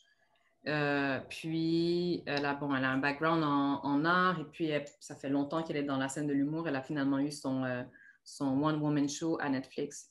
Et puis, elle passe de légèreté à lourdeur comme si c'était des montagnes russes vraiment intenses. Et puis, il y en a un que ça m'a tellement marqué, puis je l'ai apprécié parce qu'elle a imposé un malaise aux gens. Puis elle a marqué une pause quand elle a dit c'était quand je me suis faite agresser sexuellement. Puis elle a arrêté de parler. Puis elle a regardé partout autour. Et puis ensuite, elle a continué. Elle a laissé les gens sink in, avaler la chose de la même manière que peut-être elle aussi, elle avait avalé cette expérience-là. Fait que là, je me questionne par rapport à ce que Dalila, tu viens de dire, sur le fait de ruminer sur la même image, puis de la présenter encore et encore et encore de manière différente. Est-ce que vous pensez peut-être que ce serait pour créer une espèce de malaise nécessaire au lecteur pour dire, regarde, check, c'est ça qui s'est passé. Puis là, je vais t'amener quelque part d'autre, puis non, c'est encore de ça qu'on parle. Fait que ça serait intéressant de voir votre opinion là-dessus. Oui, Yara? Yara, est-ce que tu veux parler? Oui. Excuse-moi, j'ai vraiment du mal. Aujourd'hui, l'Internet chez nous ne fonctionne pas, je ne sais pas pourquoi. Mais j'aime beaucoup ce que vous dites par rapport à la forme. Je vais vous donner peut-être un petit peu de insider information. Quand on a reçu la première version de la traduction, parce que c'est un roman traduit, et la traductrice a insisté que je lise le roman, parce qu'elle elle est blanche, puis bien qu'elle parle l'arabe, mais elle voulait qu'une personne arabe lise le roman. Et quand j'ai commencé à lire le manuscrit, la première chose que j'ai senti, que c'était très lourd. C'était lourd. Et en fait, c'est très arabe aussi. Dès que tu le lis, tu sens tout de suite l'espèce de lyrisme arabe très classique, mais c'était très lourd. En français, ça faisait que c'était très lourd. Et j'avais écrit à la traductrice, j'avais fait plein de commentaires en disant que c'est trop lourd. Et elle était tellement offusquée. Elle me dit, mais là, je ne peux pas alléger plus que ça parce que c'est le roman et tout ça. Et effectivement, je suis d'accord avec vous. D'ailleurs, ce n'est pas pour rien qu'on a mis l'image de la spirale sur la couverture. C'est ce sentiment de tomber dans une espèce de maelstrom sans fin. Ça a l'air beau, mais c'est en même temps très étouffant. Donc, je suis vraiment d'accord avec vous par rapport à ça. Et j'ai toujours, mais on a beaucoup travaillé. Imaginez-vous donc, c'était encore plus lourd que ça. On a vraiment travaillé pour donner une certaine, pas une légèreté au sujet, mais une légèreté aux mots pour qu'on puisse passer à travers le roman. Moi, la partie que, franchement, j'ai trouvé oui, il y a la scène où il se fait tabasser, ça, c'était très difficile. Et surtout, la mesquinerie qui était là-dedans, ça, pour moi, c'était comme insupportable. Mais aussi la relation à la mère que j'ai trouvé tellement difficile. J'ai trouvé ça, mais vraiment extrêmement, extrêmement difficile. Peut-être parce que je suis une mère aussi, c'était peut-être là où j'avais l'impression que j'arrivais pas à respirer. Tu vois, c'est comme s'il y avait, comme disait Emne, il y avait aucun, c'est-à-dire qu'il y avait aucune issue, aucune possibilité pour cet homme d'avoir de l'amour dans sa vie. Tu vois, et quand il était jeune, c'est comme quasiment de la torture, là. Donc, je voulais simplement vous dire que je suis contente que vous souligniez ça parce qu'effectivement, c'est l'une des choses qui rend ce roman un petit peu plus difficile à lire. Mais étrangement, et je ne sais pas si il y a un côté exotique, mais on a eu beaucoup d'échos de personnes en fait qui ne connaissent pas du tout la culture arabe ni rien, et puis eux adorent ce genre de plongée-là, tu vois. Mais je ne sais pas s'il y a là-dedans un petit peu de fantasme de Scheherazade, je ne sais pas, pour vous dire la vérité. Oui, de l'orientalisme, effectivement, de l'orientalisme. Et je pense qu'il a tenté à sa façon de ne pas tomber là-dedans, mais je ne sais pas s'il réussit. Voilà. Oui. Merci.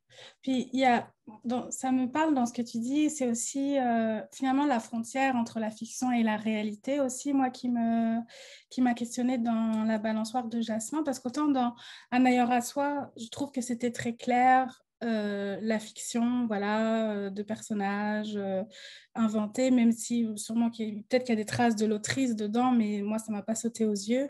Alors que dans La balançoire de Jasmin, où justement la frontière était comme plus mince, et c'est peut-être ça, moi j'ai trouvé que c'était peut-être ça aussi des fois qui faisait que c'était difficile finalement d'avoir une écriture basée sur des traumas.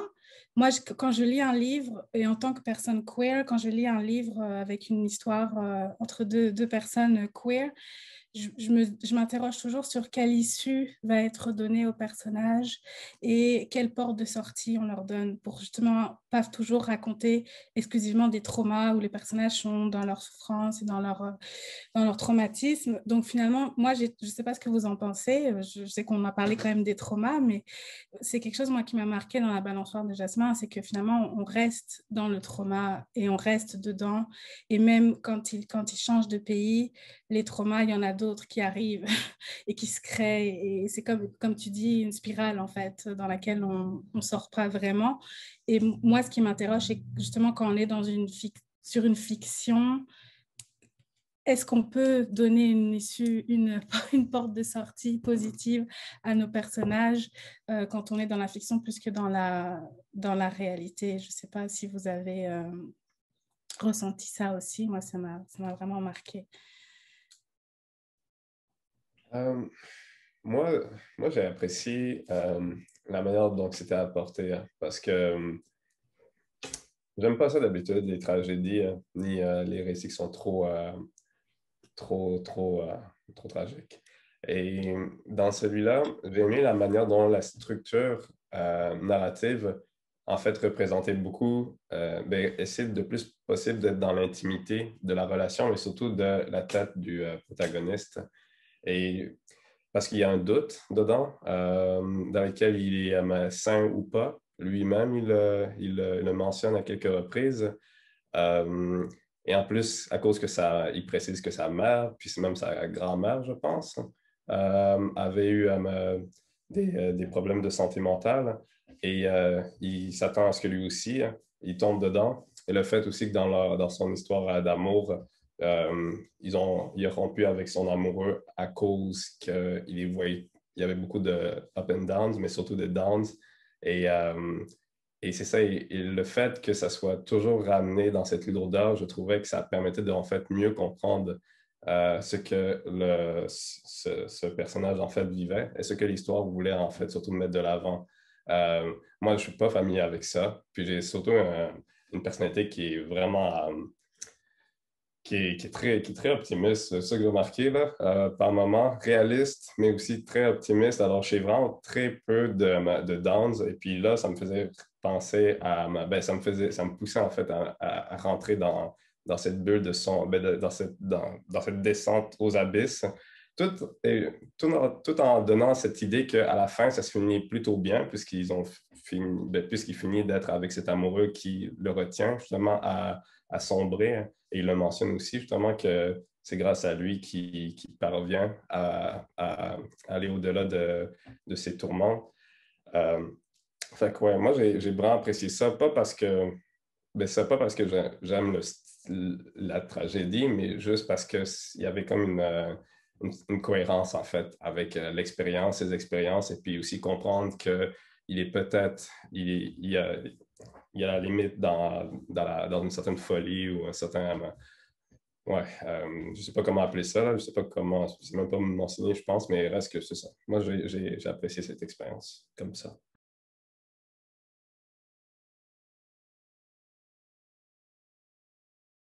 Est-ce que tu peux répéter la question du départ?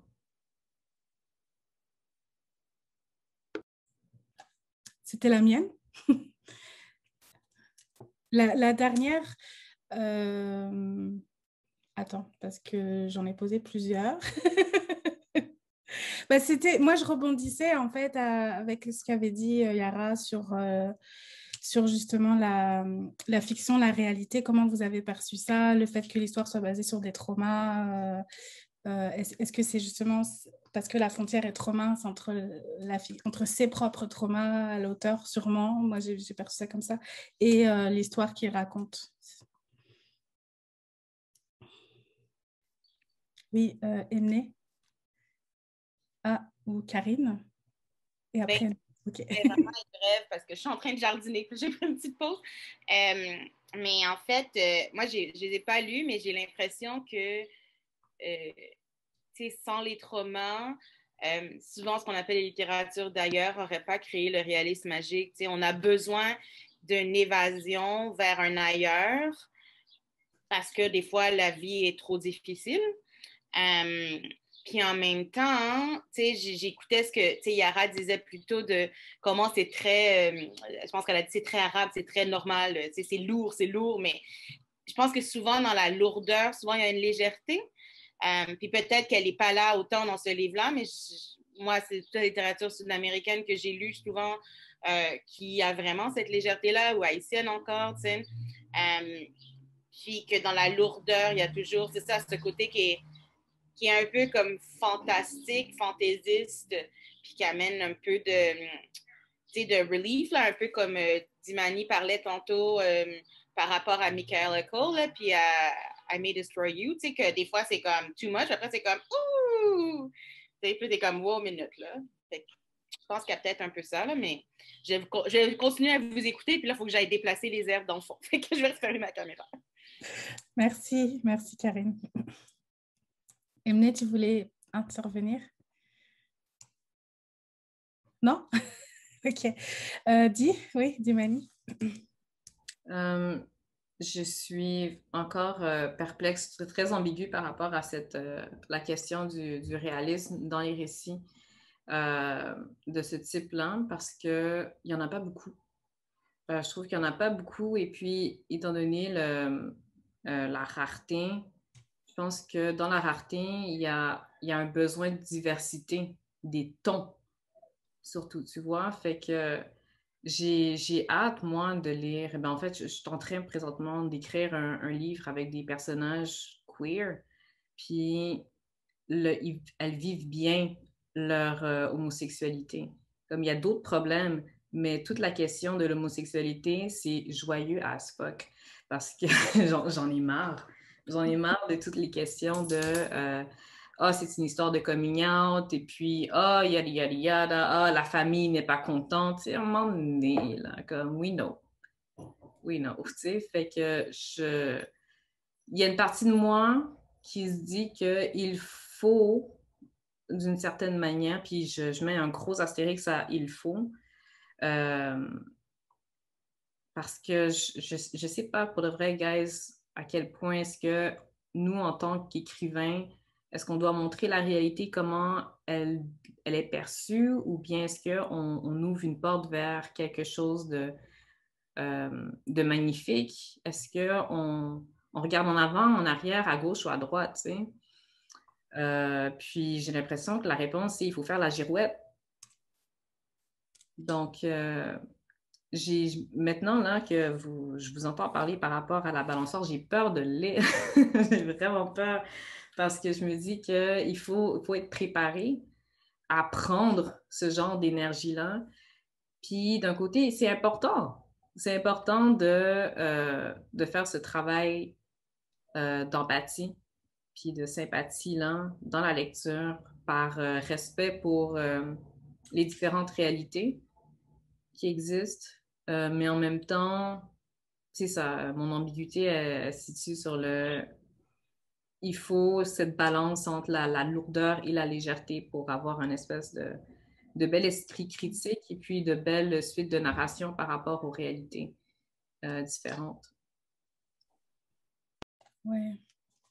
Oh, je rejoins vraiment ce que tu dis, Dimani, puis ça me fait penser en fait, à quel public aussi, parce que quand il y a des auteurs, autrices queer qui écrivent, la question c'est toujours à qui on écrit. Est-ce qu'on écrit pour nos communautés et voilà, un peu comme toi, moi je cherche quelque chose de positif, des représentations positives, etc.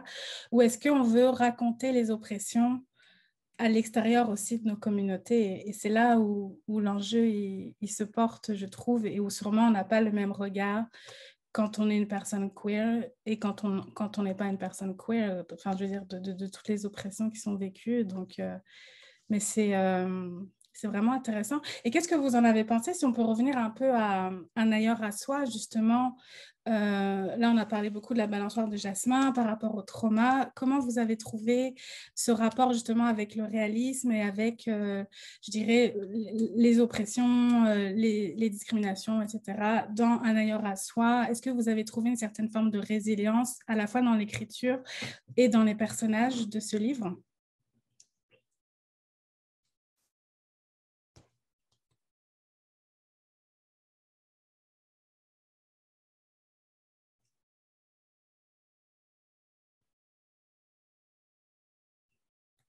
On accueille les silences. Tout le monde réfléchit.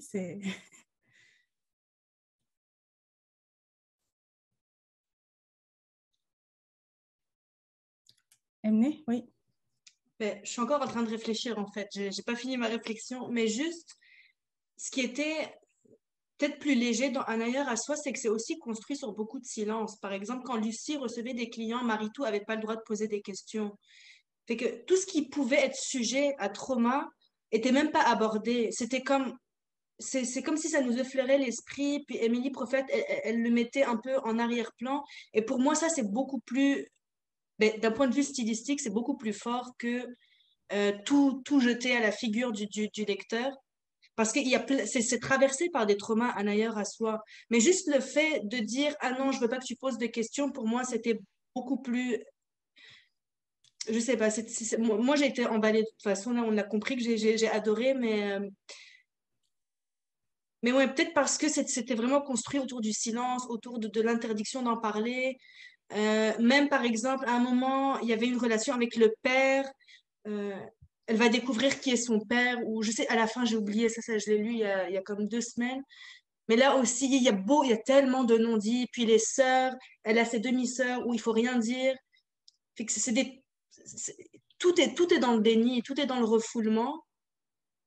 Fait que pour moi, ça a été plus facile peut-être à.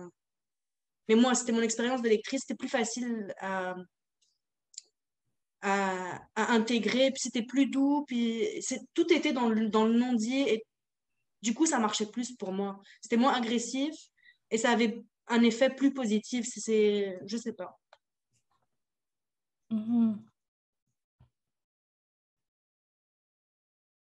Oui, Yara? Est-ce que je peux vous poser une question?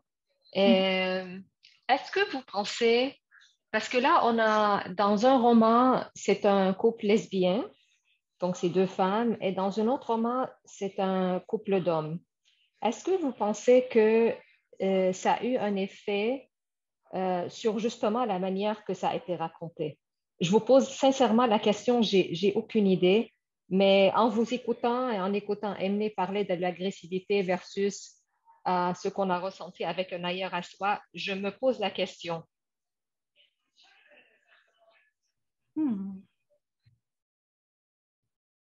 Dimani?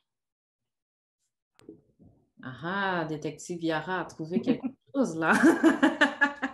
Non, mais c'est vrai, c'est un écrivain homme qui écrit sur une histoire d'amour d'homme qui est très confrontante, très in your face, versus une histoire écrite par une femme de deux femmes en amour. Et puis, il y a beaucoup de non-dits. On fait beaucoup de marches autour du pont. Je ne sais pas s'il y a cette question dans la littérature ou est-ce qu'il y a des écritures plus féminines ou des écritures plus masculines. Je sais qu'ils font ça avec la bouffe, là, n'importe quoi, un pénis ou un vagin. Mais c'est super intéressant comme perspective, comme question à regarder, oui. J'ai trop pas répondu, mais tu sais, j'aime ça. Et tu as partagé ton... Oui, c'est bien. Merci.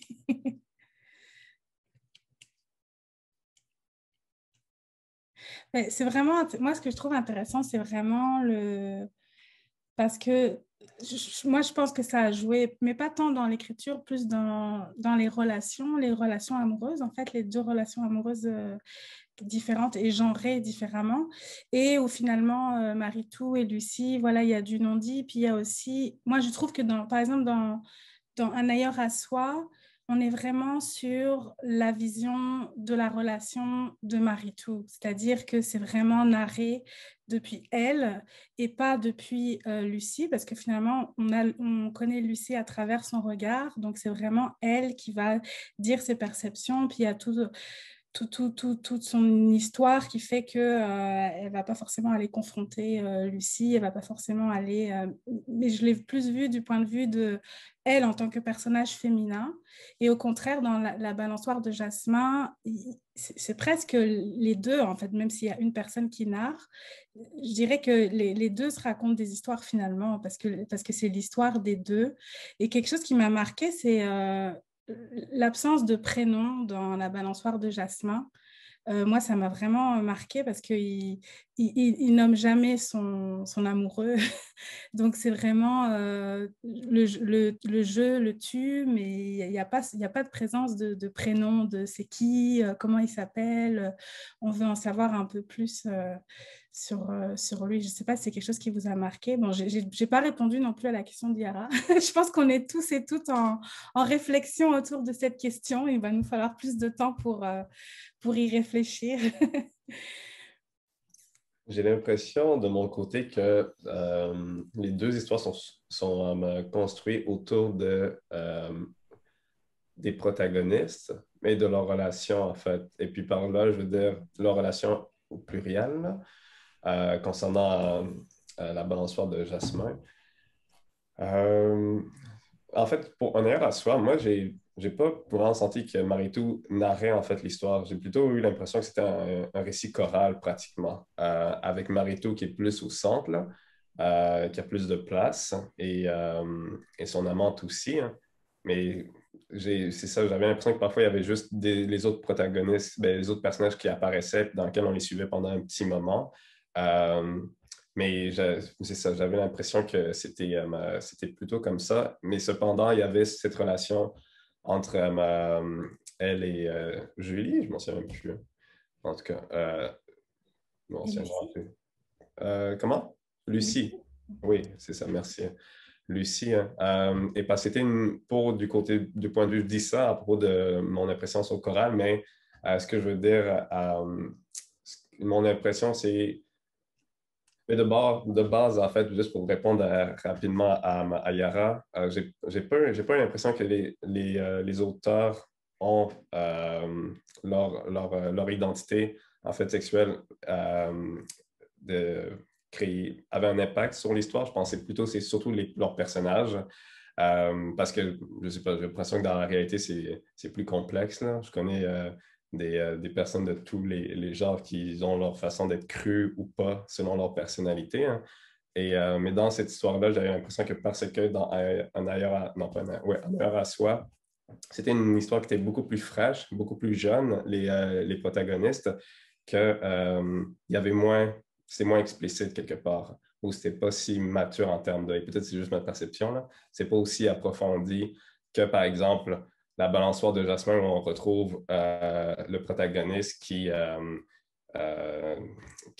vraiment, en fait, il est rendu très âgé, hein, lorsqu'il narre l'histoire avec tout son arrière-plan, je ne sais plus, je me mets là, mais bref, mais son passé, hein, et donc dans lequel il y a assez une assez bonne distance pour justement s'avouer peut-être en profondeur certains éléments qui sont aussi justement plus durs. C'est plutôt comme ça, moi, je le perçois. Mm-hmm. Oui, merci. Taïla, tu voulais parler? Tu avais levé la main, je crois. J'ai une question post-lecture. Parce que ce que tu as dit au sujet des noms qui manquent, je ne sais pas si vous êtes comme moi, mais après avoir fini un livre, d'aller chercher comme plein d'infos sur l'auteur, sur les réseaux sociaux. Puis je sais qu'il ne faut pas faire la confusion entre ce que l'auteur écrit dans son livre et sa vraie vie. Je le sais. Je sais qu'il y a une distinction. Je sais que c'est pas toujours avéré, mais c'est plus fort que moi. Je vais sur leur compte Instagram parce que maintenant, c'est rendu comme facile de les retrouver. Puis je me mets à chercher comme d'autres infos. Fait que j'essayais on dirait de mettre des noms sur les personnages qui n'avaient pas de nom, puis de voir s'ils semblaient encore avec le personnage qu'ils décrivaient. Mais c'est juste un personnage. Puis là, j'ai bien vu que sa vie sur Instagram, c'était pas la vie dans le livre. Mais en tout cas, je ne sais pas si vous êtes comme moi, là, mais j'ai eu besoin d'aller chercher d'autres réponses dans la vraie vie de l'auteur. Peut-être un peu bizarre.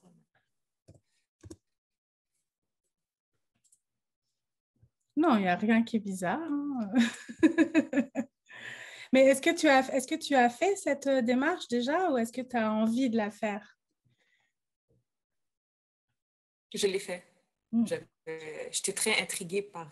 Parce qu'il n'y en a pas, honnêtement, des auteurs, dans le cas de Dany Ramadan, il n'y en a pas plein des hommes. En tout cas, moi, au Québec, d'avoir un livre écrit par un homme arabe, j'ai pas l'impression que c'est...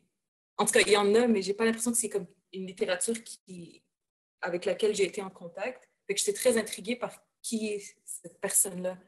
Et je suis allée comme fouiller. Donc, il y a peut-être quelque chose là-dedans qui m'a interpellée davantage à cause de ça.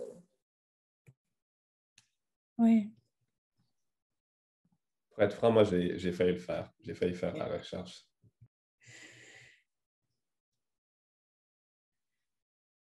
Bon, chacune décidera si il ou elle veut le faire après.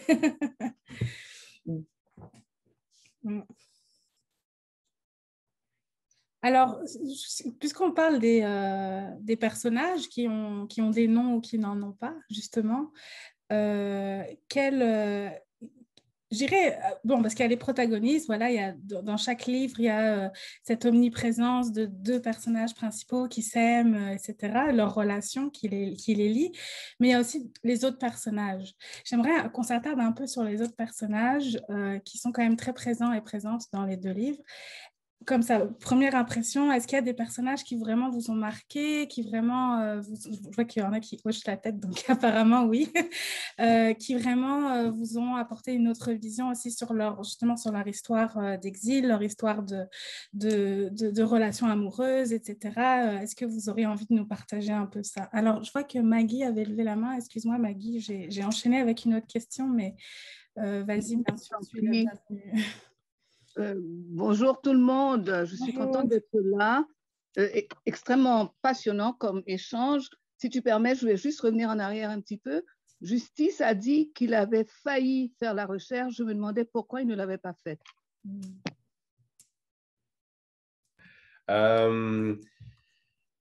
J'ai failli le faire. Mais en fait, d'habitude, quand j'écoute un film, c'est ça que je fais, mais je ne veux pas voir les artistes parce que il y a beaucoup de monde dans des films. Mais je vais généralement sur un site en particulier, puis je regarde des anecdotes, en fait, qui sont liées à la production du film. Et en fait, c'est ça qui m'a empêché de le faire finalement, parce que je voulais faire la même chose, mais je me suis dit, il n'y a pas une plateforme similaire. Et donc, je trouvais ça un peu... je n'étais pas encore très à l'aise d'aller voir, d'aller fouiller sur l'auteur parce que, c'est ça, je n'avais pas encore fait ça, mais j'avais fait une démarche similaire. Je faisais une démarche similaire pour les films. Donc, c'est ça ma réponse. Merci. Merci à vous deux. Alors, est-ce que quelqu'un voudrait réagir sur, oui, on a aimé sur les personnages un peu plus secondaires, on va dire. La thématique de l'atelier, c'était vraiment les corps marginalisés. Puis moi, par exemple, dans la balançoire de Jasmin, je trouve que la mère, c'était le corps le plus marginalisé parce que la santé mentale dans les pays arabes, t'es un paria dans la société. Et la mère qui hallucine tout le temps, puis parce que c'est des jeunes, eux, c'est des jeunes, ils ont pu quitter la Syrie, ils ont pu être réfugiés, mais la vraie fatalité, c'est la mère pour moi. C'est celle qui reste, c'est celle qui est malade, c'est celle qui va pas être soignée. Pour moi, la mère dans la balançoire de Jasmin, il y aurait tout un atelier à faire sur elle. C'était tellement la fatalité. Pour moi, c'est celle qui m'a le plus marqué dans celui-là. Et dans Un ailleurs à soi, les Nigériennes qui se suicident. Ça, je te l'avais déjà dit, moi, ça m'a coupé le souffle. Ouais. L'histoire de la falaise, c'était ça aussi, quelle fatalité. Il y avait toute une notion de fatalité ici où elles pensent même pas. C'était ça leur ailleurs, en fait. C'était le suicide, c'était la mort, l'ailleurs à soi pour elles. C'est ça, c'est des personnages qui m'ont marqué. Plus, je pense même que plus que les personnages principaux. Oui, Dimani. Je vais juste rebondir par rapport à la question des mères. Puis j'ai essayé de regarder vite vite sur Internet, mais il y a Nicolas Dawson qui a sorti un livre il n'y a pas longtemps. J'imagine que c'est Diaspora. En ce cas, bref. Puis dans le fond, j'avais regardé le lancement sur les internets et il parlait beaucoup de sa question de les mères, les mamans, et puis par rapport à, en réaction avec sa propre identité en tant que comme latino homosexuel. Et puis il parlait beaucoup dans ce récit-là que je n'ai pas lu, mind you, de la question de la maladie mentale. Et puis comment est-ce que les femmes se rassemblent ensemble pour essayer de cope. Fait que je pense que ça serait aussi un beau parallèle à faire avec ces deux ouvrages-là, avec La balançoire et puis celui de Nicolas Dawson, juste pour la question de les mamans des hommes homosexuels. Fait que is there something there? Tu sais, comme est-ce qu'il y a un type de corrélation qui pourrait être fait? Puis je trouve aussi très intéressant la question de la santé mentale chez les femmes d'un certain âge immigrantes ou qui sont des personnes racisées tout simplement. C'est un sujet, j'ai l'impression qu'on n'aborde pas beaucoup et puis qu'entre elles, n'aborde pas, c'est comme, c'est normal, tu sais, j'ai envie de sauter en bas du pont. Mais oui, c'est un lundi. Fait que je pense que c'est vraiment quelque chose à... J'ai l'impression que c'est tabou, mais c'est pas tabou en même temps. C'est cette espèce de dualité de... On normalise tellement la détresse des mères que on n'y touche plus. Fait que merci d'avoir parlé de ça, Emily. C'était intéressant.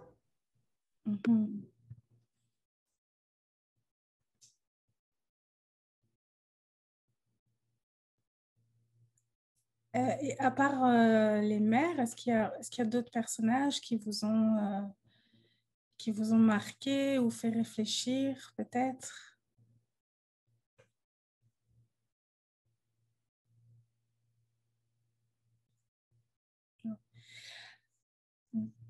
Alors, moi, ce que j'ai trouvé intéressant aussi, c'était, on parlait justement de, bon, c'est des corps marginalisés qui sont au cœur du récit, mais aussi de leur empreinte dans la communauté, c'est-à-dire que sans être des personnes activistes, militantes, justement, Maritou et Lucie, finalement, qui côtoient des personnes queer autour d'elles, les relations queer sont comme presque, je ne dirais pas normalisées, c'est trop fort, mais sont présentes et sont là, et ça fait comme une petite communauté.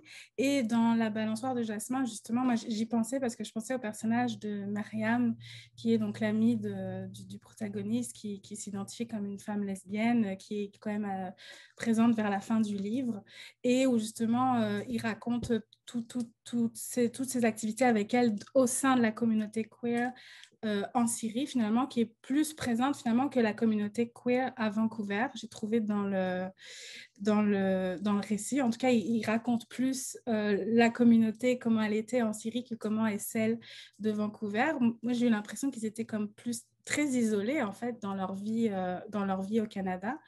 Donc, comment vous avez perçu ça, vous, justement, le rapport à la communauté de ces corps marginalisés? Est-ce que vous avez fait un lien avec... Est-ce que c'est quelque chose qui vous a marqué, par exemple? Ah, Julie, là.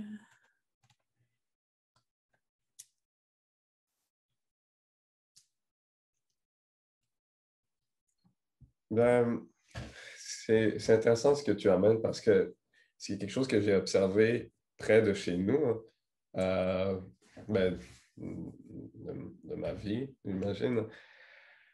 Ben en fait, aussi pour répondre à ta question précédente, il y a des filles dans juste les filles, les jeunes filles dans la balançoire de Jasmin, et particulièrement dans la scène, dans la patio qui mentionne les filles qui doivent danser, hein, pour se faire ensuite zioter puis se faire offrir à des hommes plus vieux, là. Ça c'est quelque chose qui ça me dégoûte, tout simplement, là. C'est que c'est le genre ça peut arriver, ces genres d'institutions-là, ou ces démarches, en tout cas. Mais c'est aussi très similaire avec les Nigériennes dans l'autre récit. Mais oui, pour revenir avec ta dernière question, j'ai remarqué en fait qu'il y a une sorte de paradoxe pour les personnes qui immigrent et qui s'installent en fait dans les régions occidentales, et surtout, en fait, je dis en général parce que je sais que c'est très similaire finalement, mais cette possibilité en fait de liberté, hein, juste le fait de voyager, hein, et de se retrouver quelque part d'autre, puis aussi en fait cet emprisonnement qui peut s'établir en fait avec les fausses illusions de liberté, hein, faites à cause d'une autre forme de marginalisation, hein, qui est à la fois qui vient d'ailleurs, de l'extérieur, mais aussi qui est aussi de l'intérieur, hein, que ce soit à cause de la nostalgie ou la volonté de rester proche de sa communauté qu'on pensait être capable de se détacher peut-être. Moi, c'est que j'ai remarqué notamment auprès de mes parents qu'ils ont en ce moment une épicerie africaine et dans laquelle ils ont, même si ce n'est pas ça leur emploi principal, et puis ça, justement, ça pourrait peut-être faire un lien avec tout ça, ils ont décidé d'avoir une épicerie pour justement toujours avoir des mets et des produits d'où ils venaient. Mais aussi, ironiquement, ils se retrouvent avec plein d'autres produits d'ailleurs dans le monde, et puis il y a des plats de partout dans le monde finalement qui font maintenant. Mais j'ai souvent eu l'impression qu'ils étaient parfois emprisonnés. Mes amis n'ont pas d'amis québécois. Et je me demande, en fait, j'ai l'impression que c'est un peu de deux façons. Parfois, c'est juste peut-être aussi les Québécois en général qui ne sont pas très à l'aise non plus d'avoir une relation avec mes parents ou d'autres personnes qui viennent d'ailleurs. Il y a des malaises ou peu importe, parce qu'ils ne sont pas tout à fait similaires à eux, façon de penser, façon d'exister, identité et tout. Mais d'une autre façon aussi, j'ai aussi l'impression que mes parents n'ont pas aussi l'ambition de faire ça. Je veux dire, ils n'en ont même pas un seul. Et puis j'ai une fois confronté ma mère à propos de ça, parce que je trouvais ça finalement assez particulier que c'est un fait. C'est pas juste une impression, c'est juste un fait. Et c'est comme si finalement, leur monde, j'ai l'impression, est beaucoup plus petit, hein, quelque part, à mon avis, parce qu'ils ne peuvent pas justement s'étaler ou s'envoler autrement dans leur nouvelle communauté.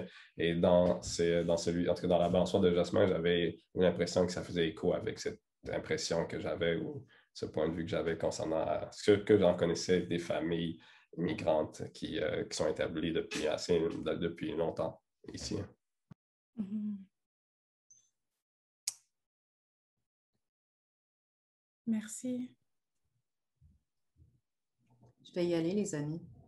Oui, je regardais s'il y avait d'autres réactions. On est en train de perdre les personnes petit à petit, donc je pense que c'est un signe que cet atelier arrive à sa fin. Est-ce que quelqu'un souhaiterait faire peut-être un dernier commentaire, une dernière réflexion? Non, ça va, parfait. Mais merci infiniment à tous et à toutes pour votre présence aujourd'hui. C'était vraiment un beau moment. J'espère que ça vous a plu et que si vous lisez les livres après ça, vous allez avoir une autre vision. Vous allez enrichir un peu la vision que vous avez sur les récits. Moi, je remercie personnellement l'Espace de la diversité, Emne, Dimani, d'avoir pensé à moi et de m'avoir conviée. C'était vraiment un plaisir d'animer ça avec vous aujourd'hui. Et j'espère vous revoir très bientôt dans un prochain atelier de l'Espace de la diversité. Merci beaucoup. Merci. Merci beaucoup. Merci beaucoup, Soyane. C'était extraordinaire, vraiment. Merci. Bonne soirée, fin d'après-midi et au plaisir de nous revoir. Au revoir tout le monde. Merci beaucoup. Bye bye. Au revoir tout le monde. Très bien. À bientôt.